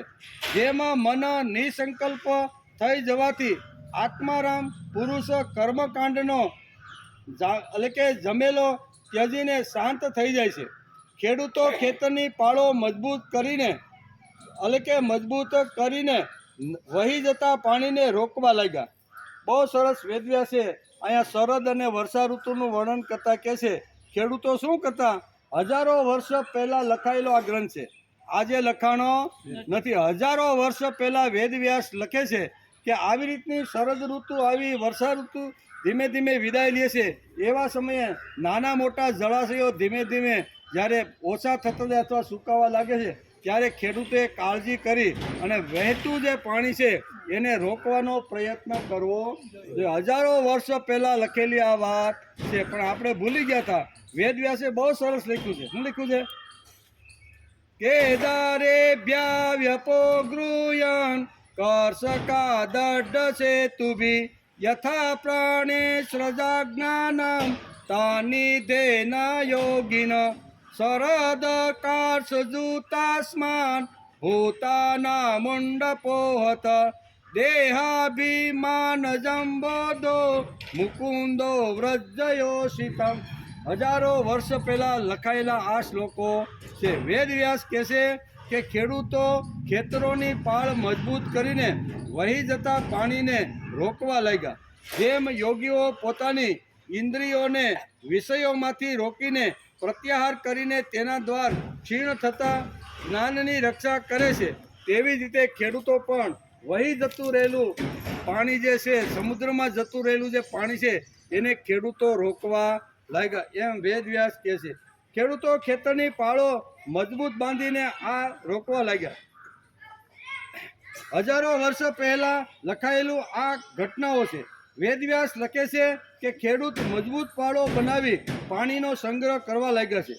મહાપુરુષોની દ્રષ્ટિ લાંબી હોય છે. વેદવ્યાસ જેવા જે મહાપુરુષ છે એ ખાલી એ કાળનું જોતા નથી. હજારો વર્ષ પછી જે કાંઈ ઘટનાઓ કેવી ઘટશે એ મહાપુરુષોની દ્રષ્ટિ લાંબી હોય છે. તેથી વેદવ્યાસ લખે છે કે વેદવ્યાસની દ્રષ્ટિ લાંબી હોય છે. વેદવ્યાસના જીવનમાં જીવંત તેજ અને જીવંત તેજનો અલૌકિક સમન્વય આપણે ભાગવતની અંદર જોવા મળે છે. સંસારસ્ય પારમ દર્શયતી ઇતિ ઋષિ, એમ શાસ્ત્રમાં લખ્યું છે. શું લખ્યું? સંસારસ્ય પારમ દર્શયતી ઇતિ ઋષિ. સંસારની પેલે પાર જોવાની તેની હિંમત હતી. મહાપુરુષો આખા વિશ્વ ઉપર પ્રેમ કરવા અને સમજાવવા માટે નીકળ્યા છે. મહાપુરુષો ખાલી પોતાના કુંડળા પૂરતી પ્રેમ કરતા ને કે આખા વિશ્વ ઉપર પ્રેમ કરવા મહાપુરુષો નીકળ્યા છે. હજારો વર્ષ પહેલાં કહેવાયેલો આ પાણી સંગ્રહ માણસ ભૂલી ગયો અને વર્ષા ઋતુ અને શરદ ઋતુનું વર્ણન કરતા વ્યાસ લખે છે કે ખેડૂતો ખેતરની પાળ મજબૂત કરી અને પાણીનો સંગ્રહ કરવાનું ચાલુ કરી દીધું. હવે જે વહી જતું દરિયામાં જતું રહેલું જે પાણી છે એ જે પાણી છે એનો હવે આપણે સંગ્રહ કરી લેવો જોઈએ. કારણ કે ઋતુઓ બદલે, પાક બદલે, એક પાક લેવાઈને બીજો પાક લેવાનો હોય તો એમાં પાણીની જરૂર પડતી હોય છે. તેથી વેદવ્યાસ જેવા મહાપુરુષની લાંબી દ્રષ્ટિ રાખીને કહે છે કે ખેડૂતો જ્યાં ખેડૂતો ગામડાની અંદર વસતા હતા એ બધાએ આવી રીતના કરવાની શરૂઆત કરી દીધી. અત્યંત પ્રેમના લીધે હજારો વર્ષ પહેલાંની આ વાત છે. સરસ મજાના નિર્મળ નીર બનાવી કોસ ખાડા અથવા કુંવારી ચાસ કરી અને જો ધરતી માતાને ફરીથી આ પાણી ચોમાસાના 4 મહિના જો આપવામાં આવે ને તો આપણે ધરતી માતા પુત્ર હોવાના નાતે આપણે કૃતજ્ઞતા વ્યક્ત કરવી જોઈએ. કહે છે કે હજારો વર્ષ પહેલા આ વેદ વ્યાસે ભાગવતની અંદર આ સુંદર મજાની આ પૃથ્વી માતાને નમસ્કાર કરવા માટેની યોજાય છે, તો એને આપણે રોકવાનો પ્રયત્ન કરવો જોઈએ. આવા કોઈ મહાપુરુષ આવે. 1979 ની ઘટના છે. કાલાવડ રોડ ઉપર રાજકોટની અંદર યાજ્ઞવલ્ક વૃક્ષ મંદિર નામ છે. કોઈ જાતા હોય તો જોઈ લેજો. એનું નામ છે યાજ્ઞવલ્ક વૃક્ષ મંદિર. 1979 ની અંદર 100 વીઘાની અંદર આ બધું નાની મોટી તલાવડી નાના મોટા જળાશયો એ કાળમાં બનાવવાનો પ્રયત્ન મહાપુરુષે કર્યો હતો. આવો અદમ્ય પ્રસાદ પામેલો એક મહામાનવ આપણને સાંકળો છે. એ આપણા માટે ગૌરવ અને વિષયની વાત છે. વહેતું રહેલું પાણી રોકવા માટે 1979 ની અંદર જ્યારે હજારો લોકો અહીંયા મેદાનની અંદર જ્યારે દાદાને સાંભળવા, પાંડુરંગ શાસ્ત્રીને સાંભળવા માટે આવ્યા, બરોબર, શું કરવાનું હતું કે બાલતરુનું રોપણ કરવાનું હતું. બાલતરુ વાવવાના હતા, વૃક્ષો વાવવાના હતા અને ગામડામાંથી પોતપોતાના વૃક્ષો લાવી અને ત્યાં વાવવાના હતા. આવા સમયે પ્રવચન પૂરું થાય એ પહેલા વરસાદ વરુણદેવ વરસી પડ્યા. વરુણદેવ વરસા ચાલુ વરસાદની અંદર દાદાનું પ્રવચન, જેના જીવનમાં જ્ઞાન શક્તિ એટલે કે વિપત્તિતા, ક્રિયા શક્તિ એટલે યતત અને સમર્પણ શક્તિ એટલે મતપર. આ ત્રણે ત્રણ શક્તિ જેમાં હોય છે તેને મહાપુરુષ કહેવામાં. મહાપુરુષની દ્રષ્ટિ ચારે બાજુ ફરતી હોય છે, બરોબર. અને સમાજ સુખી કેમ થાય, સમાજનું કલ્યાણ કેમ થાય, સમાજ તેનાથી સુખી થાય, એ બધા વિચારો મહાપુરુષના મગજમાં ચાલતા હોય છે. પાંડુરંગ શાસ્ત્રીની વેદનિષ્ઠ વિચારધારા, ક્રિયાન્વિત પ્રયોગશીલતા અને પ્રભુ માટેની અનન્ય એવી સમર્પિત ભક્તિ, ત્રણે ત્રણ ભક્તિનો સમન્વય આપણે આ મહાપુરુષની અંદર જોવા મળે છે. તેથી તેણે એ વખતે એક સંકેત કર્યો કે અહીંયા બેઠેલા છે એમણે તો કમસે કમ પાણી રોકવાનો પ્રયત્ન કરવો જોઈએ. પછી ધીમે ધીમે એ વાત સારી લાગશે તો ધીમે ધીમે એનો વિસ્તાર થશે, પણ શરૂઆત તો આપણે કરવી જોઈએ. એ વખતે કોઈ સામાજિક સંસ્થાઓ, રાજકીય નેતાઓને આ કોઈ ગતાગમ હતી નહીં, પણ 1979 ની અંદર જ્યારે આ વાત સમાજમાં પ્રસરી ત્યારે ધીમે ધીમે સ્વાધ્યાય પરિવારે આ પ્રયોગને માથે ઉપાડી અને હજારો ગામડાઓની અંદર લાખો કુવા રિચાર્જ કર્યા, શૌચાલયો કર્યા, નિર્મળ નીર કરી અને ધરતી માતાનું પાણી કોઈ જગ્યાએ બહાર ન જાય એના માટેના પ્રયત્ન કર્યા. અને ત્યારે 1988 માં સરકારની આંખ ઉઘડી કે આ લોકો તો વગર પૈસે વગર ખર્ચે અને આવી રીતના મોટા મોટા કામો આવી રીતના પોતે જ કરતા રહેલા છે. સરકારની પાસે અપેક્ષા રાખતા નથી, સામાજિક સંસ્થાઓ પાસે અપેક્ષા રાખતા નથી, પણ જે ગામની અંદર જેની પાસે જે કાંઈ સાધન હોય, ટ્રેક્ટર હોય તો ટ્રેક્ટર અને નાના નાના એવા કાંઈ સાધન હોય તો એના દ્વારા આ પાળો બાંધીને પાણી રોકવાનું અસંખ્ય ગામડાઓની વરસાદ કરાવે છે. આ અમૃત જેવું મીઠું પાણી આ રોકાયા વગર સમુદ્રની અંદર વહી જશે. આપણે જો એને રોકવાનો પ્રયત્ન કરીએ ને તો ખરેખર ધરતી માતા પણ ખુશ થશે, કારણ કે ધરતી માતા ખુશ થાય તો જ એની અંદરથી આપણે બધું પ્રાપ્ત થાય ને. આપણે અહીં સૌરાષ્ટ્રમાંથી આવ્યા શા માટે સુરત કે ભાઈ પાણી ખલાસ. ભાવનગરમાં કેમ ભાઈ તો પાણી બધું ખારું થઈ ગયું. આવું બધું તેનું કારણ શું છે કે કોઈ પણ અનાજની કોઠી ભરી હોય, આપણે જૂના કાળમાં ઢોર ગામમાં મોટી મોટી કોઠીઓ રાખતા અને એમાં આખું વર્ષ ચાલે તેટલો અન્નનો સંગ્રહ એની અંદર કરતા હતા. નીચે કાણું હોય અને ઉપરથી આપણે જ્યારે અનાજ આવે ત્યારે ઢાંકણ ખોલી અને અનાજ નાખી દઈએ અને પછી ધીમે ધીમે જ્યારે જરૂરિયાત હોય ત્યારે કાણામાંથી અનાજ આપણે લેતા. હવે અડધી કોઠી ભરાઈ ગઈ, કેટલી અડધી કોઠી ભરેલી છે, કાણાથી અનાજ કાઢીએ છીએ અને 2 મહિના થયા તો પછી ત્યાંથી પણ શું કહેવાય કાણામાંથી પણ આવતું બંધ થઈ જાય. બંધ થવાનું કારણ શું છે કે ઉપરથી નાખવાનું બંધ થયું. ઉપર નાખવું તો જોઈએ ને. આપણે જો કાયમ માટે 12 મહિના જો અનાજ ખાવાનું હોય તો એની અંદર ઉપરથી પાછું જેમ આપણે વાપરીએ છીએ એમ આપણે ઉપરથી નાખવું જોઈએ. દાદાએ પોતાની હળવી ભાષાની અંદર કોઠીનું દ્રષ્ટાંત આપી અને એ વખતે સમજાવવાનો પ્રયત્ન 1979માં કર્યો કે આવી રીતના જો ખેડૂતો જે જમીનમાંથી 50 ફૂટ, 60 ફૂટ, 100 ફૂટ, 200 ફૂટ, 1000 ફૂટ પાણી જે લેતા રહે છે અને એને જો પાણી ન આપે તો શું થાય? પછી ભાવનગર છોડવું પડે, અમરેલી છોડવું પડે, જુનાગઢ છોડી અને જ્યાં પાણીની સગવડતા છે એટલે તાપી મૈયાના કિનારે આવીને વસવાટ કરવો પડે કે નહીં? એનું કારણ શું છે? આપણે આપતા બંધ થઈ ગયા. જે ધરતી માતા પાસેથી હું લઉં છું એ ધરતી માતાને પાછું મારે કંઈક આપવું તો ટકે ને. બેંકમાં આપણે દરરોજ જઈ 5 લાખ રૂપિયા મૂક્યા હોય અને 50,000નો ચેક ને 2 લાખનો ચેક ને 51,000નો ચેક, વારંવાર આવી રીતના ચેક લઈને પૈસા ઉપાડીએ અને પછી એક દિવસ પાછો ચેક લખીને જાય, મેનેજર જોવે છે, બટન દબાવે છે કે આ ભાઈના બેલેન્સમાં તો 100 રૂપિયા છે અને 5,000નો ચેક લઈને આવ્યો. હાલે 5,000નો ચેક લીધો હોય તો જેમ જેમ પૈસા આપણે બેંકમાંથી ઉપાડીએ એમ પાછા અંદર મૂકવા જોઈએ. એમ ધરતી માતા પાસેથી આપણે જો પાણી લેતા હોય ને તો ધરતી માતાને પાછું પાણી આપણે આપવું જોઈએ. એને કહેવાય છે કૃતજ્ઞતા. ભગવાન ઉપરનો પ્રેમ હોય તો જ આ કામ થઈ શકે. તેથી વેદવ્યાસ જેવા મહાપુરુષને થયું કે આ વર્ષા ઋતુની અંદર જે પાણી અત્યારે ઘણું બધું વહી ગયું છે અને થોડા ઘણા ઝરણાઓ ચાલુ છે, એને જો ખેડૂતો મોટી સારી મજબૂત પાળ બાંધીને જો રોકે ને તો શિયાળુ પાકની અંદર સારામાં સારો પાક લઈ શકે. આ દ્રષ્ટિ હજારો વર્ષ પહેલા વેદવ્યાસના મગજની અંદર આ બધી વાતો હશે. તેથી અહીંયા 3 શ્લોકની અંદર વેદવ્યાસ લખે છે, ખેડૂતોને યાદ કર્યા છે. કોને? વેદવ્યાસે ખેડૂતોને યાદ કરીને કહે છે કે ગામડામાં રહેતો જે ખેડૂત છે, જેને ખેતી સાથે અને પશુ સાથે જેનો પાકો સંબંધ જેને બંધાઈ ગયો છે, એવા લોકોએ તો આ પ્રયત્ન કરવા જોઈએ. અહીંયા 12 માળનું કે 25 માળનું બિલ્ડિંગ હોય તો આપણે ક્યાં જવાના હતા? પણ અહીંયા પાંડુરંગ શાસ્ત્રી તો દાદા બહુ સરસ કહે છે કે શહેરના લોકો પણ પાણીનો સંગ્રહ કરી શકે છે. પોતાની ઘરે બોર હોય પાણીનો, બરોબર ને, તો એ બોરની અંદર ધાબા ઉપરનું જે પાણી છે ને એને વ્યવસ્થિત આગું પ્લાનિંગ કરી કુંડી બનાવી અને ચોમાસાના 4 મહિના પણ આપણે એને રિચાર્જ કરી શકીએ. આ બધું થઈ શકે પણ ધરતી માતાને આપવું જોઈએ. અહીંયા ઘણા બધા 80-85 વર્ષના બાપા બેઠા છે. 60 વર્ષ પહેલા જે લોકો આવ્યા એ બાપાને પૂછો કે જ્યારે સુરતની અંદર નથી, પાણી વગર બધું નકામું છે. આપણે અહીંયા 60 વર્ષ પહેલા આવ્યા એનું કારણ શું છે કે ત્યાં ભાઈ પાણી ખૂટી ગયું અથવા ખારું પાણી થઈ ગયું, જમીનમાં કાંઈ ઉત્પાદન આવતું નથી. હાલો હવે ત્યાં જઈને મજૂરી કરીએ. મજૂરી કરવા માટે જ આવ્યા હતા ને. પછી તો ધીમે ધીમે ભગવાને અકલ ને હોશિયારીને બધું આપ્યું તો ઘણો બધો વૈભવ પણ આપણે આપી દીધો. પણ મૂળ વસ્તુ પાણી ખૂટ્યું એટલે અહીંયા લોકોને આવવું પડ્યું.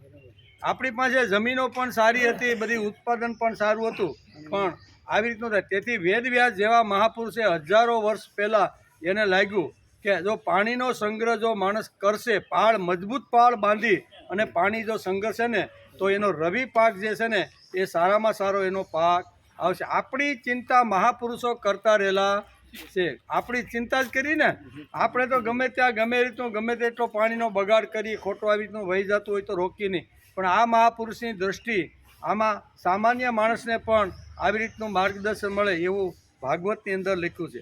એટલું જ નહીં, આજે વિવિધ દેશના વૈજ્ઞાનિકો આપણે અભ્યાસ કરી તો ખબર પડે, બહારનો તો ખબર પડે કે વિવિધ દેશના વૈજ્ઞાનિકો, ચિંતકો, સમાજશાસ્ત્રીઓ અને પર્યાવરણનો જે જતન કરે છે એવા બધા જ લોકોને એક જ ચિંતા છે કે આજે તો બધું અમને મળતું રહેલું છે, પણ 5, 25, 50 વર્ષ પછી જો પાણી જ ગાયબ થઈ જશે તો અમારું શું થશે? તેથી એના માટેના આ બધા લોકોને ચિંતાઓ તો છે.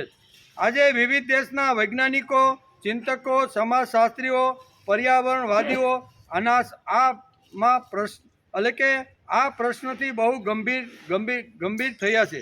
સમાજના ચિંતકો બહુ ચિંતા કરી રહ્યા છે. તેથી આજે ઘણી બધી સારી સામાજિક સંસ્થાઓ છે ને એ પણ આવી રીતના પ્રયોગો કરવા લાગ્યા છે. કોઈ પણ રીતે વહી જતું રહેલું પાણીને રોકવાનો માણસે પ્રયત્ન કરવો જોઈએ. ભાગવતકારને આ ચિંતા દૂર કરવા માટે હજારો વર્ષ પહેલાં શ્રીમદ ભાગવતમાં આનો ઉકેલ આપણને આપી દીધો છે. એના માટેનો એક જ ઉકેલ, દરેક માણસ ઘરનું પાણી ઘરની અંદર રહીએ, બરોબર, વાડીનું પાણી વાડીમાં રહીએ, જળાશયનું પાણી બંધ બાંધીને કે બધા લોકો જો આવી રીતનો પ્રયત્ન કરે તો પાણીની ક્યારેય સમસ્યા ઊભી થાય નહીં.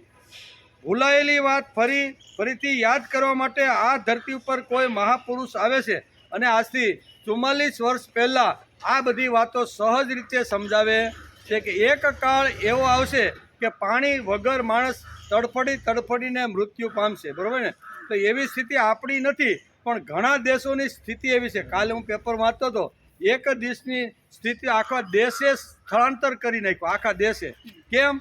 તો કે પાણી ત્યાં નથી. આફ્રિકાનો એક દેશ, આફ્રિકા ખંડનો એક દેશ છે ને, એને આખા દેશે સ્થળાંતર. શા માટે? તો કે પાણી ત્યાં છે નહીં. પાણી છે તો જીવન છે, પાણી છે તો સમૃદ્ધિ છે, પાણી છે તો અન્ન અને ફળ ફૂલ જે કાંઈ બધું છે એ પાણીના પ્રતાપે બધું છે. તેથી પાણીનો હજારો વર્ષ પહેલાં આવી રીતનો આવા મહાપુરુષ એટલે કે વેદવ્યાસ જેવાએ ચિંતા કરી. એ ચિંતા પાંડુરંગ શાસ્ત્રી જેવા મહાપુરુષે સાંભળી અને આજથી 44 વર્ષ પહેલાં, કેટલા 44 વર્ષ પહેલાં એણે એક નિર્ઘોષ કર્યો કે ભારતની અંદર જે પાણી વહી અને દરિયામાં જતું રહેશે એને રોકવાનો દરેક માણસે પ્રયત્ન કરવો જોઈએ. જેની જેવી શક્તિ, જેવું ગામ, જેવી કળા એ પ્રમાણે રોકવાનો પ્રયત્ન કરવો જોઈએ. અને સ્વાધ્યાય પરિવારે આ કામ શું કહેવાય એકદમ ઉત્સાહથી એણે કરી લીધું. 10-12 વર્ષ સુધી પ્રયોગો કર્યા. પ્રયોગો જોવા માટે અહીંયા મોટા મોટા અધિકારીઓ પણ આવતા હતા. એક અહીંયા વ્યારા તાલુકાનું એક ગામ છે, ત્યાં અમે આ પ્રયોગ કરતા હતા નિર્મળનીનો. તો એ વખતે રાતનો સમય, તો રાતના સમયમાં 8 થી 10 2 કલાક આદિવાસીના ગામડા બધા ટ્રેક્ટર હોય તો ટ્રેક્ટર, તગારા હોય તો તગારા, પાવડા હોય તો પાવડા, આ લઈને વ્યારા તાલુકાનું એક ગામની અંદર આ નક્કી કર્યું કે આપણે પરિવારે એક આ પાણી જે વહી જાય છે એને રોકવાનો પ્રયત્ન કરી. 1 મહિનો સુધી આજુબાજુના રોજ રાત્રે 8 વાગે બધા આવે, 2 કલાક કામ કરે અને કામ કરી અને ભગવાનને આ કર્મ સમર્પણ કરી અને પોતાના ઘરે જતા રહે. આ જ્યારે મામલતદારને, વ્યારા તાલુકાના મામલતદારને ખબર પડી કે સ્વાધ્યાય પરિવારના આ ગામની અંદર આ લોકો ઘણા બધા શહેરમાંથી પણ લોકો આવે છે અને આજુબાજુના ગામડાના પણ જાય છે. કે એક રાતે અમે બરોબર પાળા ઉપર આટા મારતા હતા, તે મામલતદાર અને ટીડીઓ રાતના 8 વાગે આવ્યા. દિવસે તો એની ડ્યુટી હોય એટલે રાત્રે એની ગાડી લઈને આવ્યા, બરાબર, જીપ લઈને આવ્યા અને બધે જોયું અને પૂછ્યું કે ભાઈ શું છે. તો એ બધું એને આખું લાઇટું કરીને બધું બતાવ્યું કે ભાઈ આટલા વિસ્તારની અંદર આ પાણી સંગ્રહ કરવાનો આ ગામે પ્રયત્ન કર્યો છે. અમે શહેરમાંથી આવીએ છીએ, અમે પણ થાય છે કે અમે પણ ત્યાં જઈને ઊભા રહીએ તો પણ ઘણું મોટું કામ, એટલે અમે પણ શહેરમાંથી આવ્યા. આવું ઘણું બધું એણે પૂછ્યું. એ કે આનું બજેટ તમારા સ્વાધ્યાય પરિવારમાં પાંડુરંગ શાસ્ત્રીએ કેટલું મોકલાવ્યું છે? અમે કીધું આ બજેટ વગરનું કામ છે. કેવું? એ કે શક્ય જ નથી. મામલતદારે શું કીધું કે આ વાત શક્ય નથી. આ જે તમને વાત કરું છું ને એ હું 28 વર્ષ પહેલાંની વાત કરું છું. 28 વર્ષ પહેલાં અમે એ ગામની અંદર આવી રીતના, તો 28 વર્ષ પહેલાં એ મામલતદારે કીધું કે બજેટ વગર આજે કોઈ કામ થતું નથી. એટલે પછી એને સમજાવ્યું કે આ બધા જે મજૂરો આવે છે એને પૂછ્યું કે આ મજૂરો આવે છે એને શું મજૂરી આપો છો? તો અમારા ઘણા બધા અહીંથી ગયેલા જે ભાઈઓ હતા એને બહુ સારી રીતે સમજાવ્યું કે આ કોઈ માલિક નથી, કોઈ મજૂર નથી, આ બધા પૂજારી બનીને અહીંયા આવ્યા છે. કેવા? અહીંયા તળાવ બનાવે છે એનો કોઈ માલિક નથી, અહીંયા કોઈ આવી રીતનો મજૂર તરીકે પણ આવતો નથી. તો કે મજૂર ન હોય ને માલિક ન હોય તો આ કામ થાય નહીં. ત્યારે ભાઈએ કીધું કે આ પૂજારી બનીને આવ્યા છે. પૂજારી બનીને આવે, પૂજા કરી અને વયો જાય, બરાબર ને? એમાં પછી એને કાંઈ કોઈ પ્રકારની અપેક્ષા નથી. 1 મહિના સુધી આવું નિર્મળનીરનું આયોજન થયું.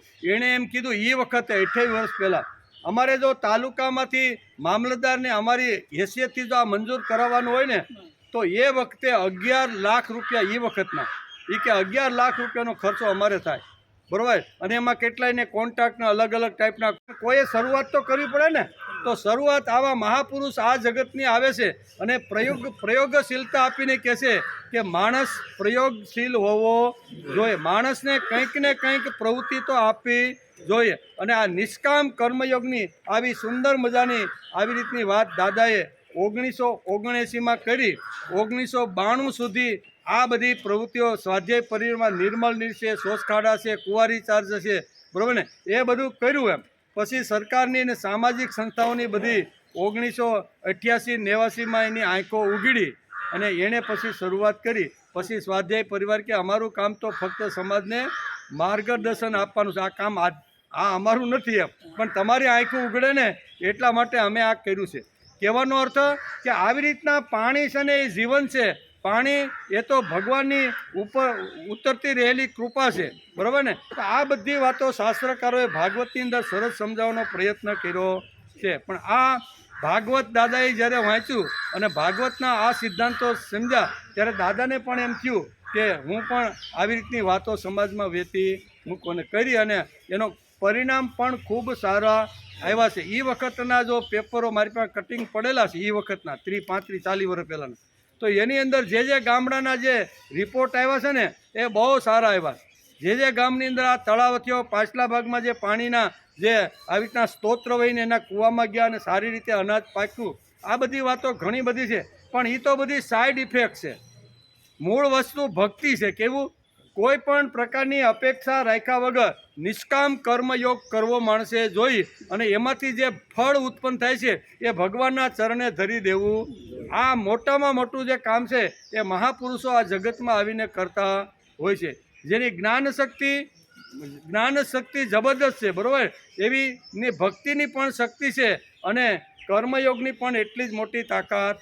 આ બધી વાતો છે. ધરતીના પેટાળમાં હશે તો જ ભાવિ પેઢીને મળશે. હું આપણી ભાવિ પેઢીને જો ખેતી કરાવવાની હશે તો ધરતીના પેટાળમાં ધરતીનું ધન ટકી રહે તે માટે તેને સાચવવું પડે છે. એમ દાદાએ 1979માં કીધું. ધરતીના પેટાળમાં પાણીરૂપી જે ધન છે ને એ ધન આપણે જો સંભાળશું તો આપણી આવનાર જે પેઢી છે ને એમાંથી પાણી કાઢીને સુખી. આટલા લાંબા વિચાર મહાપુરુષો આ જગતમાં આવીને કરતા હોય છે. એમ કે માત્ર એક વખત બાંધીને નહીં ચાલે. જેમ જેમ નિર્મળ નીરનું ઊંડાણ વધશે તેમ તેમ ભૌતિક આધ્યાત્મિક ઊંડાણ પણ માણસનું વધવું જોઈએ. અને ધરતી માતા પ્રત્યે કૃતજ્ઞતા વ્યક્ત કે મૂળ વસ્તુ એ છે કે ભૂલાયેલી જે વાત હતી, ભૂલાયેલી વાત આપને યાદ કરવા માટે આ જગતમાં સંતો આવે, મહાપુરુષો આવે, આચાર્યો આવે, બરાબર. એ આચાર્યો અને સંતો આવીને આપણે આ વાતો સમજાવે છે કે ભાઈ ભગવાને આપણે ઘણું મોટું પાણીના રૂપની અંદર ધન સંપત્તિ આપી છે. એને જો આપણે સંભાળવાનો પ્રયત્ન નહીં કરીએ ને તો આ બધી ધરતી અથવા પૃથ્વીની કોઈ કિંમત રહેશે નહીં, એમ કરીને સમજાવે છે. ત્યાર પછી વેદવ્યાસ લખે છે કે શરદ ઋતુમાં દિવસે બહુ તીક્ષ્ણ તાપ લાગવાથી લોકોને બહુ કષ્ટ થાય છે, પરંતુ રાત્રિના સમયે ચંદ્રમાં તેમનો બધો તાપ હરી લેશે. જેમાં દેહાભિમાનથી થવાવાળા દુઃખને જ્ઞાન અને ભગવાનની વિરહથી થનારા ગોપીજનોના તાપને શ્રી કૃષ્ણ નષ્ટ કરી દેશે. જેમાં વેદોના અર્થને સ્પષ્ટ રૂપે જાણનાર સત્વગુણી ચિત્ત બહુ જ શોભાસ્પદ હોય છે. તે જ રીતે શરદ ઋતુમાં રાત્રિના સમયે વાદળો રહિત નિર્મળ આકાશ તારાની જ્યોતિથી શોભવા લાગે. કારણ કે એ વખતે શરદ ઋતુમાં આકાશ કેવું હોય છે? એકદમ નિર્મળ હોય છે, અને નિર્મળ હોય છે તેથી એકદમ સરસ હોય છે. ગીતાકાર પણ આ વાતને ટેકો આપતા અધ્યાય 3 અને 14મા શ્લોકમાં આ જેમ ભાગવતકારે જેમ અહીંયા પાણીની જે વાત કરી છે એ જ વાત ભગવાન પણ ગીતાની અંદર કહે છે. અન્નાદ ભવતી ભૂતાની. શું કહે છે? અન્નાદ ભવતી ભૂતાની પર્જન્યાનંત સંભવ યજ્ઞાત ભવતી પર્જન્યો યજ્ઞ કર્મ સમુદ્ભવ. અન્નથી પ્રાણીઓ થાય છે. શું કહે છે? અન્નથી પ્રાણીઓ થાય છે. વરસાદથી અન્ન થાય છે. વરસાદ હોય તો જ અન્ન થાય. હીરા તો તમે કોઈ ખાણમાં જઈને કોઈ કાચો માલ લાવીને મશીન ઉપર ચડાવો એટલે તમને હીરો ચકચકતો દેખાય, પણ ઘઉંની ક્યાંય ખાણ ખરી? કે નાના હાલો આ જગ્યાએ ખોદો ને એમાંથી ઘઉં, બાજરા, આ બાજરાની ખાંડ છે, આ ઘઉંની ખાંડ છે, આ તલની ખાંડ છે, આ મગની ખાંડ, એવી ખાણ્યું ખરી? એવી ખાણ્યું નથી. એ તો ધરતી માતા આપણી ઉપર કૃપા કરે અને આપણો પ્રયત્ન અને ભગવાનની કૃપા બે ભેગી થાય તો જ એમાંથી અનાજના ઢગલા આપણી પાસે આવે છે. તેથી ભાગવતકાર અને ભગવાન શ્રી કૃષ્ણ ગીતામાં આ જ વાત સમજાવે છે. અન્નથી પ્રાણીઓ થાય છે, વરસાદથી અન્ન થાય છે, યજ્ઞથી વરસાદ થાય છે અને યજ્ઞ કર્મથી ઉત્પન્ન થાય. આખી સીડી અહીંયા ભગવાને ગીતાની અંદર બતાવી છે. ભગવાન આકાશમાંથી અમૃત રૂપે વરસાદ વરસાવે છે. તે ક્ષણને પ્રેમ રૂપે સાચવો જોઈએ. એમ વેદવ્યાસ 10મા સ્કંદની અંદર અહીંયા 20મા અધ્યાયના 41મા શ્લોકની અંદર લખે છે કે અમૃતરૂપી વરસાદ આપણા ધરતી ઉપર પડે છે અને એના પેટાળની અંદર સંગ્રહ માણસે કરી લેવો જોઈએ. આ બધી વાતો લખે છે. નિષ્કામ કર્મ સમજાવતો અને પ્રત્યક્ષ અનુભવ કરતો આ પ્રયોગ છે. ધરતી માતા આપણા ઉપર પ્રેમ કરતી રહી છે તેની પેટ ચીરીને પાણી લેતા રહીએ છીએ, તેનું ઋણ ચૂકવવા માટે આ 4 મહિના છે આપણી પાસે. ધરતી માતાના પેટળમાંથી આપણે ઘણું બધું પાણી ખેંચીને ઘણી બધી સંપત્તિઓ પ્રાપ્ત કરીએ છીએ. તો જેની પાસેથી મેં લીધું છે એને મારે પાછું આપવું જોઈએ. આને કહેવાય કૃતજ્ઞતા. તેથી કૃતજ્ઞતાનો ગુણ પણ વેદવ્યાસ અહીંયા ભાગવતમાં 10મા સ્કંદના 20મા અધ્યાયની અંદર સમજાવે છે કે માણસે કૃતજ્ઞતા વ્યક્ત કરવી જોઈએ.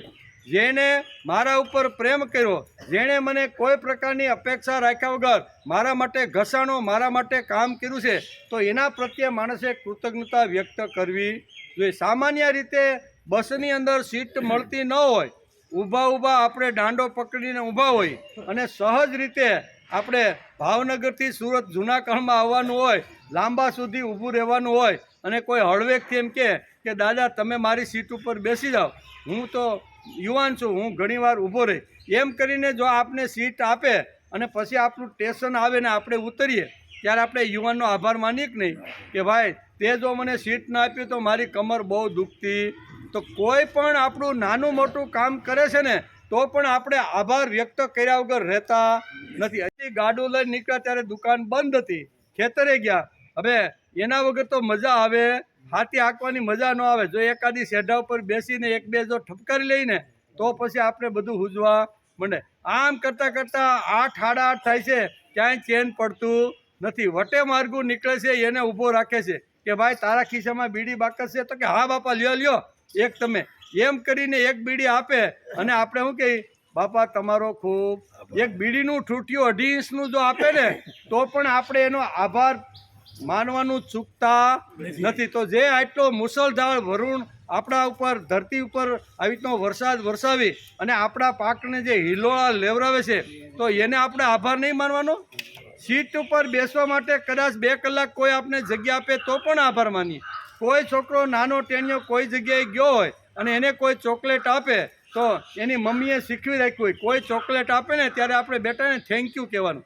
તો એ બાળક પણ થેન્ક યુ કહેશે ચોકલેટ આપનારને, બરાબર? બીડી આપનારને પણ કહેશે બાપા તમારો ખૂબ આભાર, આ કયુંનો 6 વાગ્યાનો આ ક્યાંય મને હૂંજતું નહોતું, આ એક બીડીની મામ લઈશ ને એટલે હવે શેઢો વેઢો બધું હૂંજવા. આ સામાન્ય વાતની અંદર આભાર કરવાનું આપણે ભૂલતા નથી. જેણે મને માણસ બનાવ્યો, જેણે આ ધરતીને લીલીછમ રાખવા માટે જેણે જબરજસ્ત વર્ષા વરસાવી અને અમૃત આ ધરતી ઉપર જેણે વહેતું કર્યું છે, એ વરુણદેવને નમસ્કાર નહીં કરવાના? જે વરુણદેવ આવે છે, ધરતી લીલીછમ થાય છે અને આ 4 મહિના પછી અમને પુષ્કળ ખોબા ભરી અને અમને જે અન્ન આપે છે. ખેતરમાં જ્યારે પહેલો વરસાદ થયો અને 4 દાણા નાખ્યા, ત્યાં 4 દાણામાંથી 400 દાણા જેણે બનાવી આપ્યા છે એનો આભાર નહીં માનવાનો? સામાન્ય બધી વાતોમાં બધા લોકો પ્રત્યે આપણે આભાર માનતા હોઈએ છીએ, પણ ઘણીવાર માણસ આવી રીતનો ભૂલી જાય છે. તેથી એ ભૂલેલી વાતને યાદ કરાવવા માટે જગતની અંદર કોઈ મહાપુરુષો આવે, સંતો આવે, આચાર્યો આવે અને ઢંઢોળીને આપણે કે ભાઈ જેણે તને પ્રેમ કર્યો, જેણે તારું કામ કર્યું, જે તારા માટે ઘસાણો, જેણે તારા માટે પરસેવો પાડ્યો ને ભાઈ, એને તારે નમસ્કાર કરીને એને યાદ કરવા. કોણ સમજાવે છે? મહાપુરુષો આવે, સંતો આવે, આચાર્યો આવે, આવી રીતના આવી અને આપણે ઢંઢોળી અને આપણે સમજાવતા રહેલા છે. તેથી અહીંયા વેદવ્યાસે પણ ઢંઢોળી અને ખેડૂતોને કીધું કે ભાઈ એવી મજબૂત પાળ તમે બાંધો કે પાણી હવે અહીંથી એક ટીપું પણ બહાર જાય નહીં. એવી મજબૂત પાળ બનાવી અને પાણીનો સંગ્રહ કરવો જોઈએ. એટલે આ શ્લોકની અંદર એક કૃતજ્ઞતાનો ભાવ પણ અહીંયા વેદવ્યાસે આ શ્લોકની અંદર 41મા શ્લોકની અંદર લખી રાખ્યો છે. તેથી જે આપણું નાનું મોટું કામ કરે ને એનો આભાર વ્યક્ત કરવાનું ક્યારેય ભૂલવાનું નહીં. ભગવાન પાણી આપે છે તે હોકળા નદી મારફતે દરિયામાં વહી જાય છે. તે વેડફાતા પાણીને ન રોકીએ તો આપણે નગુણા કહેવાય. કેવા કહેવાય? નગુણા. આપણી જેટલી તાકાત હોય, શક્તિ હોય એટલું આપણે રોકવાનો પ્રયત્ન કરવો જોઈએ. આપણે દરરોજ પ્રાર્થના કરીએ છીએ કે સર્વેત્ર સુખીન સંતુ, સર્વે સંતુ નિરામયા, સર્વે ભદ્રાણી પશ્યંતુ, માં કચ્ચિત દુઃખ માપના. પ્રાર્થના કરી કે નહીં? રોજ આપણે આ પ્રાર્થના આપણે કરતા હોઈએ, બરાબર ને? તો અહીં સર્વે સુખી થાઓ એવી પ્રાર્થના કરી આપણે. અહીં સર્વે સુખી થાઓ, સર્વ દુઃખ વ્યાધિમાંથી અમે મુક્ત થઈએ, અમારને કોઈ દુઃખ ના આવે, વ્યાધિ ન આવે, અડચણ ઊભી ન થાય, એમાંથી અમે સર્વેત્ર સુખીને સંતુ સર્વે સંતુ નિરામયા. બીજામાં લખ્યું છે કે સર્વ કલ્યાણકારી, એટલે કે સર્વ કલ્યાણકારી જોતા થાઓ, કોઈને પણ દુઃખ થાવો નહીં. આવું આપણે પ્રાર્થના કરી ને કે કોઈને અમારા દ્વારા દુઃખ ન થાય, એવી રીતનું અમારી વાણી વર્તન વિચાર ન હોવા. આ રોજ આપણે ઉઠીને સર્વેત્ર સુખીના સંતુ સર્વે સંતુ નિરામયા સર્વે ભદ્રાણી પશ્યંતુ માં કચ્ચિત દુઃખ માપનું, અમારા દ્વારા કોઈને દુઃખ ઉત્પન્ન ન થાય એવી વાણી અમારા મોઢામાંથી નીકળવી ન જોઈએ. આવી રીતની વાત કરે. વેદવ્યાસ ભાગવતમાં ખેડૂતને યાદ કરીને લખે છે કે ખેડૂતો ખેતરની પાળો મજબૂત કરીને જતા પાણીને રોકે છે. એક ખેડૂત કે જેને કોઈ હોદ્દો નથી, સ્થાન નથી, તેવો માણસ કામ કરી બાની તરસ પૂરી પાડે. ખેડૂતને શું હોદ્દો ભાઈ? બીજો કોઈ કલેક્ટર આવ્યો ને તો 5 જણા ઊભા થઈને ખુરશી આપી દે, પણ એ જ બાપા અહીંયા જો આવ્યા હોય તો કે હવે ગોતી લો ક્યાં મારે બેહવાનું છે, થાય કે નહીં? હોદ્દો હોય તો એને માન આવે, સન્માન આવે, એને ફૂલ આરતી બધું થાય, પણ ખેડૂત પાસે તો કોઈ હોદ્દો નથી, કોઈ આવી રીતની પદ નથી, પણ છતાંય કહે છે એક ખેડૂતને જેને કોઈ હોદ્દો નથી, સ્થાન નથી, તેવો માણસ આ કામ કરી બાની તરસ પૂરી પાડે. જે આવી રીતની અતૃપ્ત થયેલી ધરતી માતા છે, એની તરસ જો મારે પેલી કરવાની હોય, છીપાવવાની હોય, તો મારે જ કામ કરવું જોશે. ભગવાન શ્રી કૃષ્ણે ગોકુળથી ક્રાંતિના શ્રી ગણેશે કરી વૃંદાવન વ્રજને પણ પ્રયોગોના માધ્યમથી આવી રીતના બદલાવી નાખ્યા છે. વહી જતા પાણીને પણ ભાગવતકારે જેમ પ્રયોગ કરીને બતાવ્યું છે, એમ કૃષ્ણ ભગવાને પણ આવી રીતે અનેક જે કાંઈ રૂઢિઓ અથવા અનેક જે કાંઈ હતી એને દૂર કરીને સુંદર મજાનો સમાજ બનાવવાનો ભગવાન કૃષ્ણે પ્રયત્ન કર્યો છે. એટલે કે મહાપુરુષની વેદનિષ્ઠ વિચારધારા, ક્રિયાન્વિત પ્રયોગશીલતા અને પ્રભુની અનન્ય એવી સમર્પિત ભક્તિ છે. તેથી જ વ્યાસની વિચારધારા નિર્મળ જ છે. આમ મહાપુરુષો આપને સમજાવે છે. એ ભક્તિ એ સામાજિક શક્તિ છે. આવો પ્રયોગ મહાપુરુષો આપને આપતા રહેલા છે. તેથી સુંદર મજાની વાતો વેદવ્યાસે આ બધા શ્લોકોની અંદર કરી છે. ત્યાર પછી કહે છે કે હે રાજા પરીક્ષિત, જેમાં ભૂતળ પર યાદોની વચ્ચે ભગવાન શ્રી કૃષ્ણ શોભી રહ્યા છે. હવે આગળ જતા કે જેમાં ભૂતળ ઉપર યાદોની વચ્ચે ભગવાન શ્રી કૃષ્ણ શોભી રહ્યા છે, તે જ રીતે આકાશમાં તારાઓની વચ્ચે પૂર્ણ ચંદ્રમાં શોભી રહ્યો છે.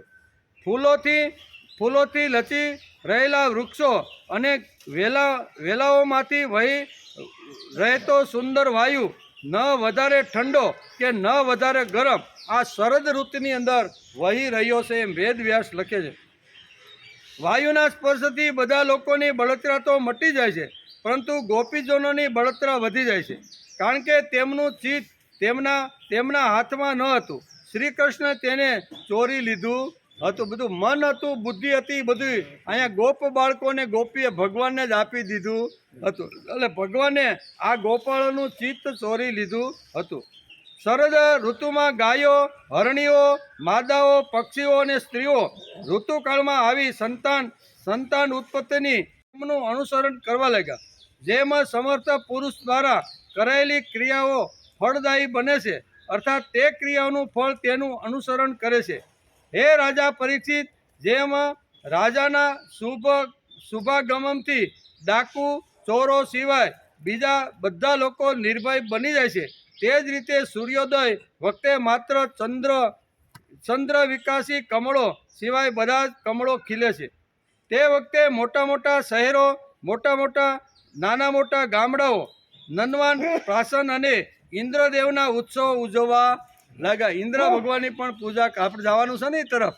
એટલે વેદવ્યાસ ધીમે ધીમે હળવે એક અધ્યાયની અંદર ધીમે સ્ટેપ બાય સ્ટેપ આપને લઈ જવા માગે છે કે આવી રીતનું જ્યારે વર્ષા ઋતુ અને શરદ ઋતુનું આગમન થયું, બંને ઋતુની અંદર અહીંયા એકદમ બધા આનંદ કિલોલ કરવા લાગ્યા. પછી શહેરમાં હોય કે ગામડાની અંદર હોય, પછી ખેતી કરતો હોય કે વેપાર કરતો હોય, બધાના અહીંયા ખુશાલ છે એવું વેદવ્યાસ લખે છે કે હે રાજા પરીક્ષિત, જેમ રાજાના શુભાગમનથી ડાકુ ચોરો સિવાય બીજા બધા લોકો નિર્ભય બની જાય છે, તે જ રીતે સૂર્યોદય વખતે માત્ર ચંદ્ર વિકાસી કમળો સિવાય બધા કમળો ખીલી ગયા. તે વખતે મોટા મોટા શહેરો અને ગામોમાં નંદવાન પ્રાસાન અને ઇન્દ્રદેવના ઉત્સવો ઉજવવા લાગ્યા. ખેતરોમાં અનાજ પાકી ગયું હતું અને પૃથ્વી ભગવાન શ્રી કૃષ્ણ અને બલરામજીની પરિસ્થિતિ અત્યંત શોભવા લાગી હતી. ભગવાન કૃષ્ણના જ્યારે પાવન પગલાં જ્યારે ગોકુળથી શરૂઆત થયા, વૃંદાવનમાં આવ્યા, વ્રજની અંદર આવ્યા, જ્યાં જ્યાં ભગવાનના પાવન પગલાં થયા છે ત્યાં આવી રીતની મહેરામણ બધી જાગી ગઈ છે. બલરામજીની ઉપસ્થિતિમાં અત્યંત બધી શોભવા લાગી.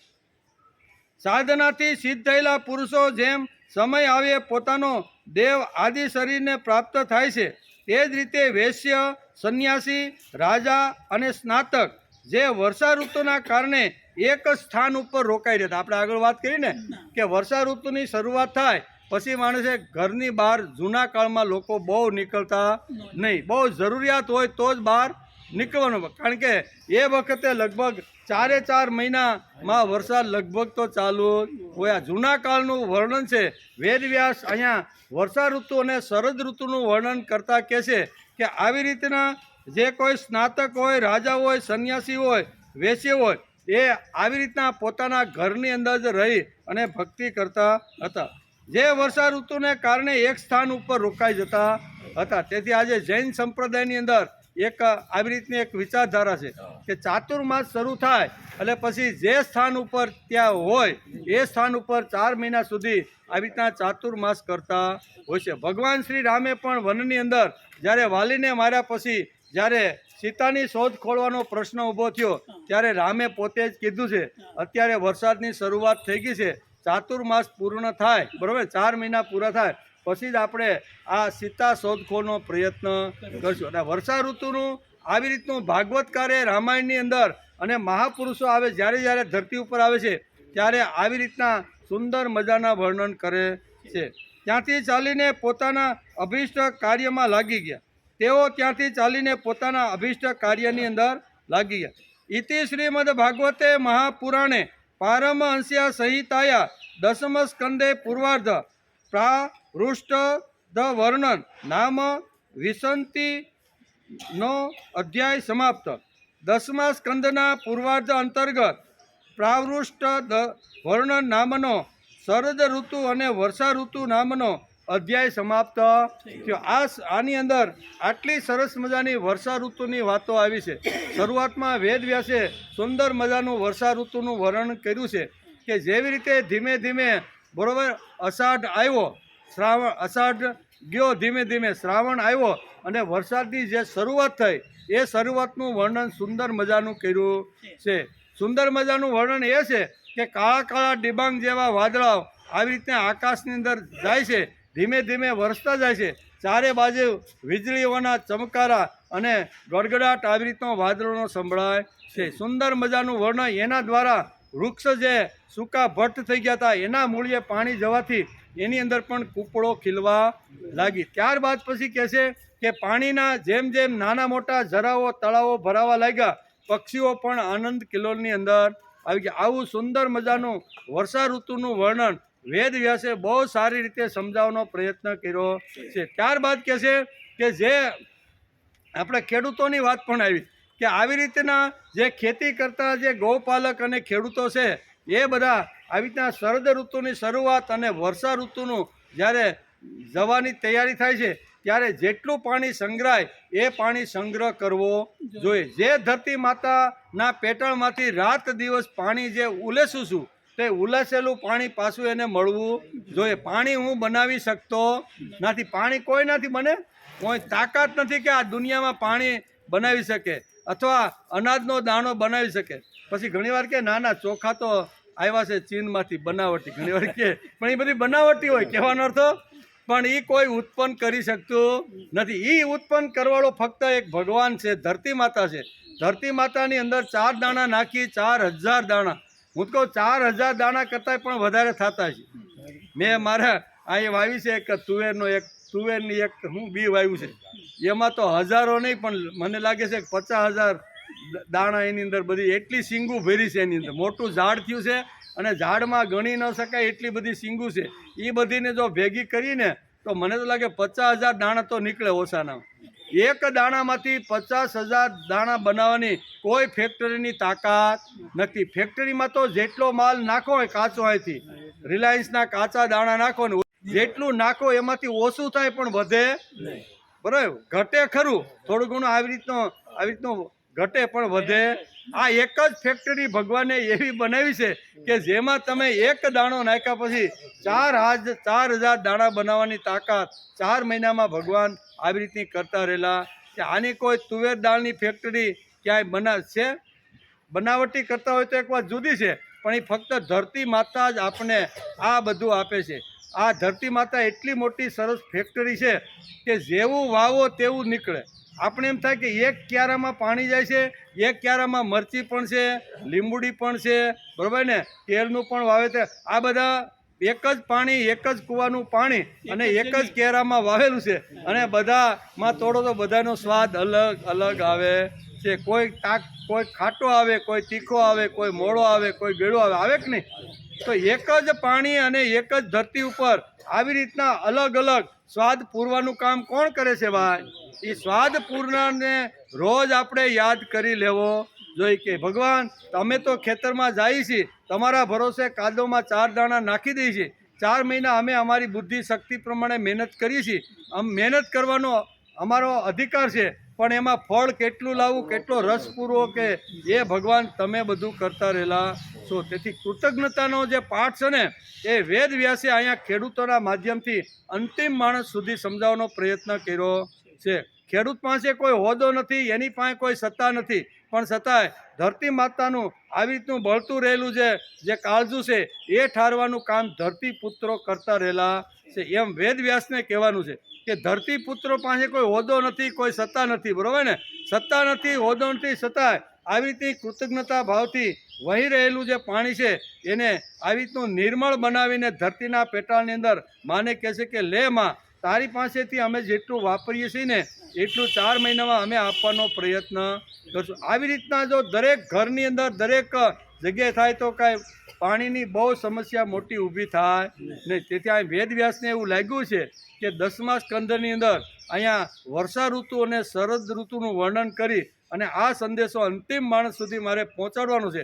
તેથી ભાગવતકાર વેદવ્યાસે 41મા શ્લોકની અંદર 10મો સ્કંદ અને 20મા અધ્યાયની અંદર આ સુંદર મજાની વાતો આપને સમજાવી છે. એને આપણે સમજવાનો પ્રયત્ન કર્યો. મહાપુરુષે જે વિચારો સમાજમાં વહેતા કર્યા છે એને પણ આપણે થોડો સમજવાનો પ્રયત્ન કર્યો છે. એટલે આ અધ્યાયને આપણે નમસ્કાર કર્યા. 11 પણ થઈ ગયા ટાઈમ. આવતીકાલે 21મો અધ્યાય, એમાં વેણુ ગીત. કેવું? ભગવાને જે વેણું વગાડે છે ને એ ગીતનું સુંદર મજાનું વર્ણન વેદ વ્યાસે આબેહૂબ જેમ વર્ષા ઋતુ અને અહીંયા શરદ ઋતુનું જે રીતે વર્ણન કર્યું છે એવું ભગવાનના મુખારવિંદમાંથી જે વેણુમાંથી જે શબ્દો નીકળ્યા છે એનું વેદ વ્યાસે સુંદર મજાનું વર્ણન કર્યું છે. પણ આપણો આ ટાઈમ પૂરો થઈ ગયો. આવતીકાલે આપણે આવવાનું છે અહીંયા, બરાબર. માંડવો ભલે ખોડાઈ ગયો, કાલ બપોરે આપણે ખબર પડશે કે પરમ દિવસે અહીંયા આવું કે રજા રાખી, જે કાંઈ કરવું હોય નહીં, પણ કાલ તો આપણે આવવાના છે, બરાબર. એટલે આપણો ટાઈમ 9 થી 11નો છે, બરાબર. 9 વાગે આવશું અને ફરીથી આમાં શું કે છે એનો વિચાર કરીશું. 2 વર્ષ પહેલાં